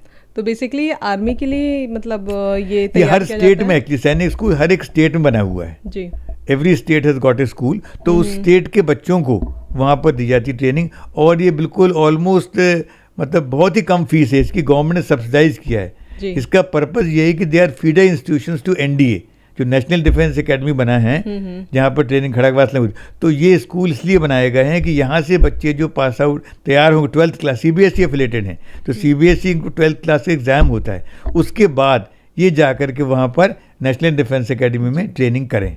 तो इनको ये कंपलसरी होता है कि एंट्रेंस एग्ज़ाम में अपीयर होना है। भले वो सिलेक्ट कुछ बच्चे होते हैं, उनके पेरेंट बोले तुम्हें आर्मी में नहीं भेजना है, हमें डिफेंस में नहीं भेजना है, तो आजकल के अपीयर होने जरूरी है। आजकल के टाइम में सर बच्चे थोड़ा सा डिसिप्लिन वे में कम रहते हैं, या थोड़ा सा डिस्ट्रैक्शन उनके लाइफ में ज़्यादा बढ़ गया है, तो फिर ऐसे में बच्चों को आर्मी के लिए मतलब प्रोत्साहित करना थोड़ा चैलेंजिंग होता है क्या? एक्चुअली देखो, लोगों को समझना चाहिए कि आर्मी का जो है it's not a job, it's a career, it's a profession. And सबसे बड़ी बात है कि इसमें आपको देश के लिए काम करने का मौका मिलता है, एक पहचान मिलती है। आर्मी में सर्विस करने से मुझे लगा अपने जीवन में जो भी एक समाज में पहचान मिली, एक विश्वास बनता है, एक रिस्पेक्ट होता है कि आर्मी में सर्विस की। इवन कोई भी अभी कोई बात करता है अग्निवीर की, तो अग्निवीर जैसे 4 साल भी जॉब करके उसके बाद अगर छोड़ भी देते हैं, तो एक बाहर जो कंपनीज़ हैं, जो कॉर्पोरेट्स हैं, वो ये सोचते हैं देखो इन्होंने इतने 4 साल डिसिप्लिन में काम किया है, इनको एक अच्छे तरीके से काम करने की आदत है, इनको टाइम पे आने की आदत है, रिस्पॉन्सिबिलिटी है, तो उनको जल्दी से ले लेते हैं जी। तो समाज में एक समाज में एक पहचान बनती है कि आर्मी में काम करने से। उसके अलावा बाकी जो आज का युवा वर्ग को मैं कहना चाहूँगा कि जो भी ये आर्मी में आप देखिए, जिसको अगर गेम्स का शौक़ है, एडवेंचर का शौक़ है, घूमने का शौक़ है, तो सारी चीज़ आर्मी में आपको फ्री ऑफ कॉस्ट गवर्नमेंट करा रही है। आपको जगह जगह देखने का मौका मिलता है, पोस्टिंग्स में आपको पंजाब में, आपको राजस्थान में, आपको JNK में जाने का मौका मिलेगा। हर जगह वहाँ का कल्चर देख सकते हैं, वहाँ के लोगों को देख सकते हैं, वहाँ का कैसे लोगों से काम कर रहे हैं वो जान सकते हैं। दूसरा, इसको स्पोर्ट्स गेम्स का शौक़ है, तो वो सबसे highest level of sports games की कोचिंग लेकर सबसे ऊंचे लेवल पर पहुँच सकते हैं। सारी चीज़ें वहाँ पे अवेलेबल है। इसके अलावा आर्मी में मेडिकल फैसिलिटी है, मेडिकल पूरा आर्मी के हॉस्पिटल्स होते हैं हर जगह, तो पूरे किसी को भी सब प्रकार के स्पेशलिस्ट अवेलेबल हैं थ्रू आउट सर्विस। आर्मी के लिए चाहे ऑफिसर हो चाहे लोअर रैंक हो, उनकी फैमिलीज़ को भी सारा ट्रीटमेंट फ्री ऑफ कॉस्ट मिलता है ड्यूरिंग सर्विस। और आर्मी से रिटायरमेंट के बाद भी हम लोगों को फैसिलिटी मिलती है। अभी भी हम लोगों का कार्ड होता है ECSH कार्ड, उसको लेकर के हम लोग किसी भी हॉस्पिटल में जो एम्पैनल्ड हॉस्पिटल्स हैं मतलब उसमें जाकर के ट्रीटमेंट करा सकते हैं। जैसे CGHS होता है, हाँ CGHS के प्रकार से होता है वो है। प्लस राशन मिलता है आर्मी में, अपार्ट फ्रॉम सैलरी अभी सैलरी बहुत अच्छी है, और अभी जो सेकंड जो लेफ्टिनेंट होते हैं उनकी 56,000 बेसिक सैलरी है आज की तारीख में, प्लस पर्क्स, अलाउंसेज, जो डिफरेंट सब प्रकार के फैसिलिटीज़ हैं, जो ट्रैवल अलाउंसेज हैं, हाउस रेंट का है, बहुत सारे अलाउंस हैं, तो वो मिला करके बहुत ज़्यादा अच्छी सैलरी है आज की तारीख में। तो आज के नौजवानों को सोचना चाहिए कि अगर करियर वाइज देखना है, पैकेज वाइज भी बहुत अच्छा है। लेवल 10 जो होता है पे बैंड का, उसमें लेवल 10 से स्टार्ट होता है, तो बहुत अच्छे प्रोस्पेक्ट्स हैं आर्मी में जी। एंड सर, जैसे आपने बताया कि रिटायरमेंट के बाद भी काफ़ी सारी सर्विसेज मिलती है, और मैं कहना चाहूँगी ये डिज़र्व करती है, इंडियन आर्मी ये डिज़र्व करती है, क्योंकि पूरी लाइफ आपने जो ट्रेनिंग के दौरान बताया, इतनी सारी चीज़ें आप लोग सर्वाइव करते हो, तो ये आप लोग डिज़र्व करते हो। एंड जहाँ तक मैं जानती हूँ कि जो कोई भी आर्मी मैन आफ्टर रिटायरमेंट भी सर बैठता नहीं है, वो कुछ ना कुछ अपनी लाइफ में करता ही रहता। तो आपने रिटायरमेंट के बाद क्या क्या किया सर? हाँ, मैंने एक्चुअली रिटायरमेंट के बाद बुक्स पब्लिश की और बुक्स लिखी, मोटिवेशनल बुक्स लिखी, और 12 बुक्स पब्लिश्ड है मेरी अभी, जो कि अमेज़ॉन पर अवेलेबल हैं। जैसे उसमें रियल इंस्पायरिंग स्टोरीज़ एक बुक है, अनसंग हीरोज़ एक बुक है, गेम चेंजर्स एक बुक है, टॉर्च बेरर्स एक बुक है, 101 वेज ऑफ बिकमिंग बेटर, एक बुक है, feeling great no matter what, एक बुक है, हाँ, एक बुक है 101 वेज ऑफ बिकमिंग बेटर, एक बुक है, gateway to a challenging armed forces career. तो ये सब किताबें क्या है, इसमें mostly story, real stories publish की हैं मैंने, उन लोगों की कहानियाँ जिन्होंने लाइफ में बहुत स्ट्रगल किया और सक्सेस प्राप्त की। तो ऐसे लोगों की रियल लाइफ स्टोरीज हैं, उनके फोटोग्राफ के साथ हैं। जिस व्यक्ति ने काम किया है, चाहे पढ़ाई के क्षेत्र में हो, स्पोर्ट्स में हो, बिजनेस में हो, कोई स्टोरी आप शेयर करें सर। उसमें ऐसे एक स्टोरी है, रियल लाइफ स्टोरी है। एक लड़की छत्तीसगढ़ की थी, वो 8th-9th क्लास में पढ़ती थी, और बहुत ही आदिवासी एरिया विलेज था। तो वहाँ पर उसके फादर बहुत छोटे किसान थे, तो उन्होंने, जैसे गांव में होता है, उसकी शादी तय कर दी लड़की की। और शादी तय करी तो उन्होंने देखा है गवर्नमेंट ऑफिस में चपरासी था एक लड़का, और गवर्नमेंट ऑफिस का वो एम्प्लॉय मिलना बहुत बड़ी बात है, लोग मानते हैं। शादी तय हो गई। अब शादी के जो पंडित जी फेरे करवा रहे थे, तो फेरे हो रहे हैं, वो लड़की जो है ना, पहला फेरा हुआ, दूसरा, तीसरे जब फेरा, उसने देखा कि लड़का जो है ये खुद नहीं चल पा रहा है, इसको कुछ लोग सपोर्ट करके चला रहे हैं, सपोर्ट कर रहे हैं साइड में। वो शराब पी हुए था, तो उस लड़की ने देखा इसके मुँह से स्मेल भी आ रही है, वो खड़ा नहीं हो पा रहा है, तो उसने फ़ौरन वो गठबंधन अलग करके अलग हो गई उससे कि नहीं, मुझे नहीं शादी करना। जब वो शादी के दिन उसी दिन ड्रंक है, सेम ड्रंक है, तो एकदम अब लोग चौंक गए वहाँ सारे कि क्या हो गया। ये तो कभी, वो तो घर वालों से मनाने की कोशिश, लो कोई बात नहीं, कोई बात नहीं, ऐसा नहीं करना, ये नहीं। लेकिन उस लड़की ने बिल्कुल फर्म स्टैंड लिया कि नहीं, मुझे शादी नहीं करना, ये शराबी है। आज भी दिन जब ये शराब में, नशे में है, तो मेरे को क्या सपोर्ट करेगा, पूरी लाइफ डिस्ट्रॉय हो जाती है। अब उसके बाद ही क्या हुआ, नेक्स्ट डे ये खबर एकदम फैल गई सब जगह कि लड़की ने देखो मना कर दिया शादी के लिए, बारात वापस चली गई। और जब ये छत्तीसगढ़ में पूरे में न्यूज़ फैल गई, तो डॉक्टर रमन सिंह थे वहाँ के चीफ मिनिस्टर उस टाइम, तो उनका खबर पहुंची, तो उन्होंने कहा ये तो बहुत बड़ी बात है। तो उनकी चाइल्ड एंड वेलफेयर मिनिस्टर थी एक, उसने उनसे कहा कि तुम तुरंत जाओ उस गांव में। वो मिनिस्टर गई वहाँ, उनके पेरेंट्स को मिली, उनके पेरेंट्स के पैर छुए। उस मिनिस्टर ने कहा कि आपने बहुत अच्छा किया, लड़की को अच्छे संस्कार दिए कि इसने कम से कम शराबी लड़के से शादी करने से मना कर दिया। हाँ, स्टैंड लिया। और उसको उन्होंने कहा बुलाओ रायपुर में, कैपिटल में, वहाँ पर, और उसको पब्लिकली ऑनर किया गया लड़की को। उसने नाम तो उज्ज्वला, तो उन्होंने उज्ज्वला वाहिनी, हम एक ग्रुप बनाएंगे जो जगह जगह जाकर लड़कियों को मोटिवेट करें कि पढ़ाई लिखाई करो और शराबी लड़कों को सपोर्ट मत करो, शादी मत करो। बिल्कुल। तो इतना अच्छा एक एग्जाम्पल मिला। ये बहुत बड़ी बात है कि लड़की ने शादी के दिन शादी तोड़ा, काफ़ी करेक्ट डिसीजन लिया उसने। तो बहुत लोगों को कहानियाँ मिली, बहुत सारी। इसमें एक 51 स्टोरीज एक बुक में है, 51 स्टोरीज हैं, अलग अलग 51 कलेक्शन है अलग अलग बुक्स में। नहीं, बुक के नेम से ही मुझे समझ में आ रहा है कि नो ये मैटर। सब हिंदी में भी, इंग्लिश में भी हैं, कुछ बुक्स हिंदी में ट्रांसलेट हो गई हैं, कुछ अभी बाकी होना। Okay sir. एंड इसके अलावा सर? इसके अलावा हम लोग स्टूडेंट्स के लिए प्रोग्राम चलाते हैं। अच्छा। जैसे स्टूडेंट्स के लिए लीडरशिप क्वालिटीज़ डेवलप करने के लिए और उनको बोलने का मौका देने के लिए ये programme learning from legends. Learning from legends में हम लोग क्या करते हैं, स्कूल कॉलेज के स्टूडेंट लेते हैं 9th क्लास के ऊपर, उनको बड़े बड़े लीडर्स जो हैं, जैसे डॉक्टर अब्दुल कलाम हैं, स्वामी विवेकानंद हैं, रतन टाटा हैं, इनकी क्या क्वालिटीज़ थी जिस कारण इतने महान बने, उस क्वालिटीज़ के ऊपर उन बच्चों को बोलने के लिए कहते हैं।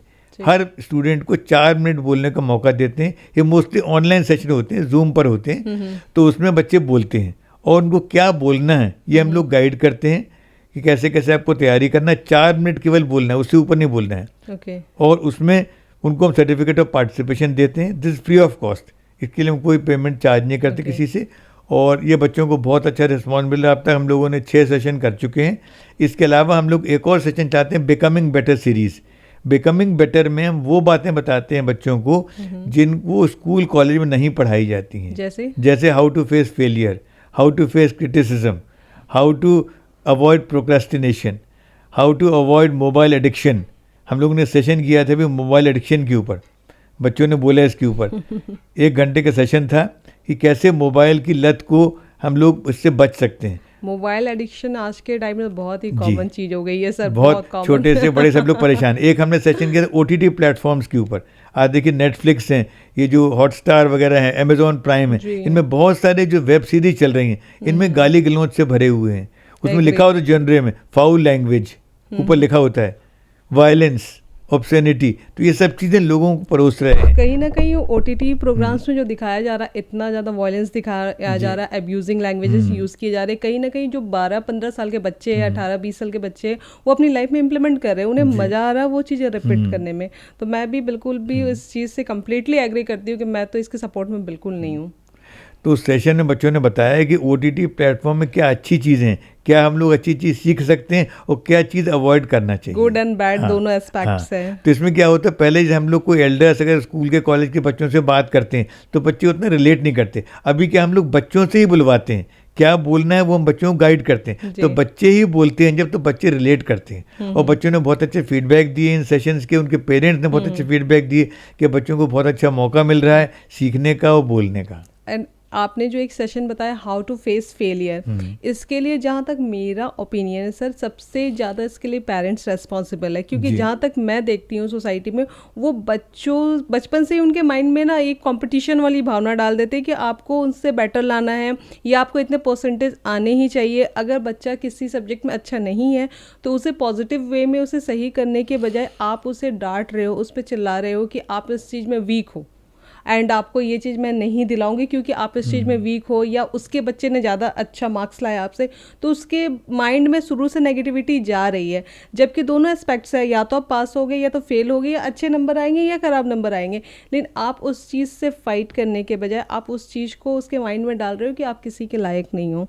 तो ये चीज़ मुझे लगती है, बाकी आप अपनी सही बात है। देखिए हमेशा बच्चों को कहना है, सबसे सब्जेक्ट तो ठीक है, जो भी सब्जेक्ट पढ़ रहे हैं बच्चे, अपनी हर बच्चे की अपनी क्षमता होती है परफॉर्म करने की, उसकी अपनी he should put in his best, his और हर बेस्ट, जितना वो मैक्सिमम कर सकता है बच्चे, उसमें प्रेशर नहीं डालना चाहिए बहुत ज़्यादा। क्या भाई पेरेंट्स क्या है ना, अपने सपने बच्चों में जीते हैं कि मैं डॉक्टर नहीं बन पाए, बच्चे को डॉक्टर बनाना है, मैं ही नहीं बन पाया, बच्चे को ही कराना है। तो बच्चे को प्रेशर डाल डाल के आजकल बहुत सारे डिप्रेशन के हो रहे हैं, सुसाइड्स के हो रहे हैं। तो इससे बचने के लिए बच्चे को फ्रीली पढ़ने दीजिए, हमेशा पढ़े सिंसियरली, अच्छे नंबर लाए, अपने आप से कॉम्पीट करे। अभी लास्ट टाइम मेरे 60 आए थे, अब 65 आना चाहिए, अब 65 और 70 आने, धीरे धीरे बच्चा प्रोग्रेस करेगा, वो ज़्यादा अच्छा है। तो बच्चों को प्रेशर ना डालें, ये ज़्यादा अच्छा है। बच्चे को अच्छा इंसान बनाएं, सबसे ज़्यादा जरूरी मैं समझता हूँ, खुश रहना सीखें, बच्चे अपने में विश्वास करना सीखें।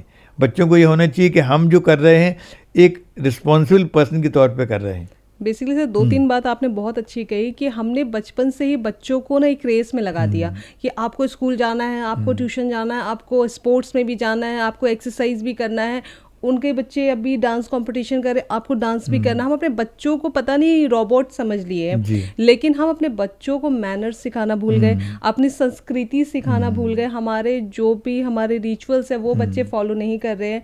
और अच्छा इंसान, जैसे आपने कहा सबसे पहले एक अच्छा इंसान होना चाहिए, तो आप अपने बच्चे को अच्छा इंसान बनाने के लिए मुझे नहीं लग रहा है कोई ज़्यादा एफर्ट लगा रहा है। सिर्फ आप सक्सेस बनाने में एफर्ट लगा रहे हो, अच्छा इंसान बनाने में एफर्ट नहीं लगा रहे हो। तो इस जगह पेरेंट्स फेल हो रहे हैं। जी जी जी, सही बात जी। तो आपने ऐसे कैसे केसेस देखे हैं सर? एक्चुअली हम लोग बहुत सारे केसेस स्टूडेंट्स के देखते हैं जो डिप्रेशन में चले। अभी रिसेंट लास्ट मंथ की बात है, एक लड़की नीट का एग्ज़ाम दे रही थी, उसके फादर से मेरी बात हो रही थी, उसने कहा वो डिप्रेशन में चली गई। डिप्रेशन चली गई, बोले बहुत अच्छी स्टूडेंट है, बहुत पढ़ाई करती है, लेकिन वो कहती मुझे और ज़्यादा नंबर आना चाहिए, उसके फ्रेंड से कंपेयर कर रही वो, उसके ज़्यादा आ गए। तो मैंने उसको बताया, काउंसलिंग की बात की उसके फादर से, उससे भी की। तो धीरे धीरे क्या है ना, बच्चों को ये ज़्यादा आ गया कि उससे कॉम्पीट करना, क्योंकि नीट एग्जाम क्लियर करना not the end of the world, सब कुछ नहीं। हमें एक अच्छे इंसान बनना है, खुश इंसान बनना है, हमारी हेल्थ अच्छी रहे, हम अच्छे से खान पान रखें, अपना स्वास्थ्य का ध्यान रखें, ये ज़्यादा ज़रूरी है।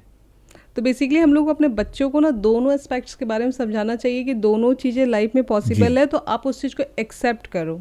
जी ओके सर। एंड मैं चाहती हूँ सर, आज आपसे तो बहुत सारी अच्छी अच्छी बातें हुई, व्यूअर्स को भी बहुत सारी बातें आज पता चली होगी, तो मैं चाहती हूँ कोई ऐसे 3 गुरु मंत्र आप अपने बच्चों को दीजिए सर, जिनको आप मतलब चाहते हैं कि समाज में आगे लाना है, एक अच्छा इंसान बनना है, या उन्हें आर्मी ज्वाइन करना है, तो क्या 3 गुरु मंत्र क्या है सर? जी, ये सबसे पहले तो लोगों को ये सोचना चाहिए कि अपनी हेल्थ के ऊपर ध्यान देना है, physical health and mental health both. Physical health में आता है लाइफस्टाइल, क्या खान पान हमारा है, कब हम सो रहे हैं, ऐसे रात को 2 बजे तक जगे हुए हैं, क्या हम देख रहे हैं, कंटेंट, हम दिमाग में क्या कंटेंट डाल रहे हैं, व्हाट्सएप है, सोशल मीडिया है, फेसबुक है, तमाम कचरा टीवी के माध्यम दिमाग भर, तो कचरा दिमाग में भरने से डिप्रेशन भी होता है और कई और प्रॉब्लम आती है हमें। तो फिजिकल मेंटल हेल्थ जरूर फर्स्ट। सेकेंड पॉइंट इज़ कि आपको अपने ड्रीम्स को जीना है, हैव योर ड्रीम। हर बच्चे को, क्या हर इंसान को अपना एक ड्रीम होना चाहिए कि मुझे 5 साल बाद क्या करना है, चाहे वो जॉब में हो, चाहे बच्चा हो, चाहे बड़ा हो, कि अपना ड्रीम क्या है और ड्रीम के लिए हम क्या कर रहे हैं। अपने एक गोल होना चाहिए, भाई मुझे ये करना है, अब मुझे अगले 5 साल में ये करना है। थर्ड पॉइंट है कि टाइम का, time is a most precious resource. तो टाइम को हम बहुत ध्यान से केयरफुली यूज़ करें। एक बार टाइम निकल गया तो वापस नहीं आता कभी, हाँ कहाँ नहीं, टाइम कभी वापस नहीं आता, चला गया चल, you can't go back in time. तो हमें टाइम को बहुत जुडिशियसली केयरफुली यूज़ करना है कि हमारे जो हम काम कर रहे हैं हमेशा सोचना चाहिए क्या वो हमारे गोल की तरफ जाने में हेल्प कर रहा है हमें या नहीं कर रहा है, otherwise we are wasting time. हमें डिस्ट्रैक्शन से बचना चाहिए। जी, तो हमें 3 चीज़, ये हेल्थ के ऊपर होनी चाहिए, दूसरा dreams and third is time. Okay sir, thank you so much sir, आपने अपना इतना प्रीशियस टाइम हमें दिया एंड हमारे व्यूअर्स को इतनी अच्छी अच्छी बातें बताई।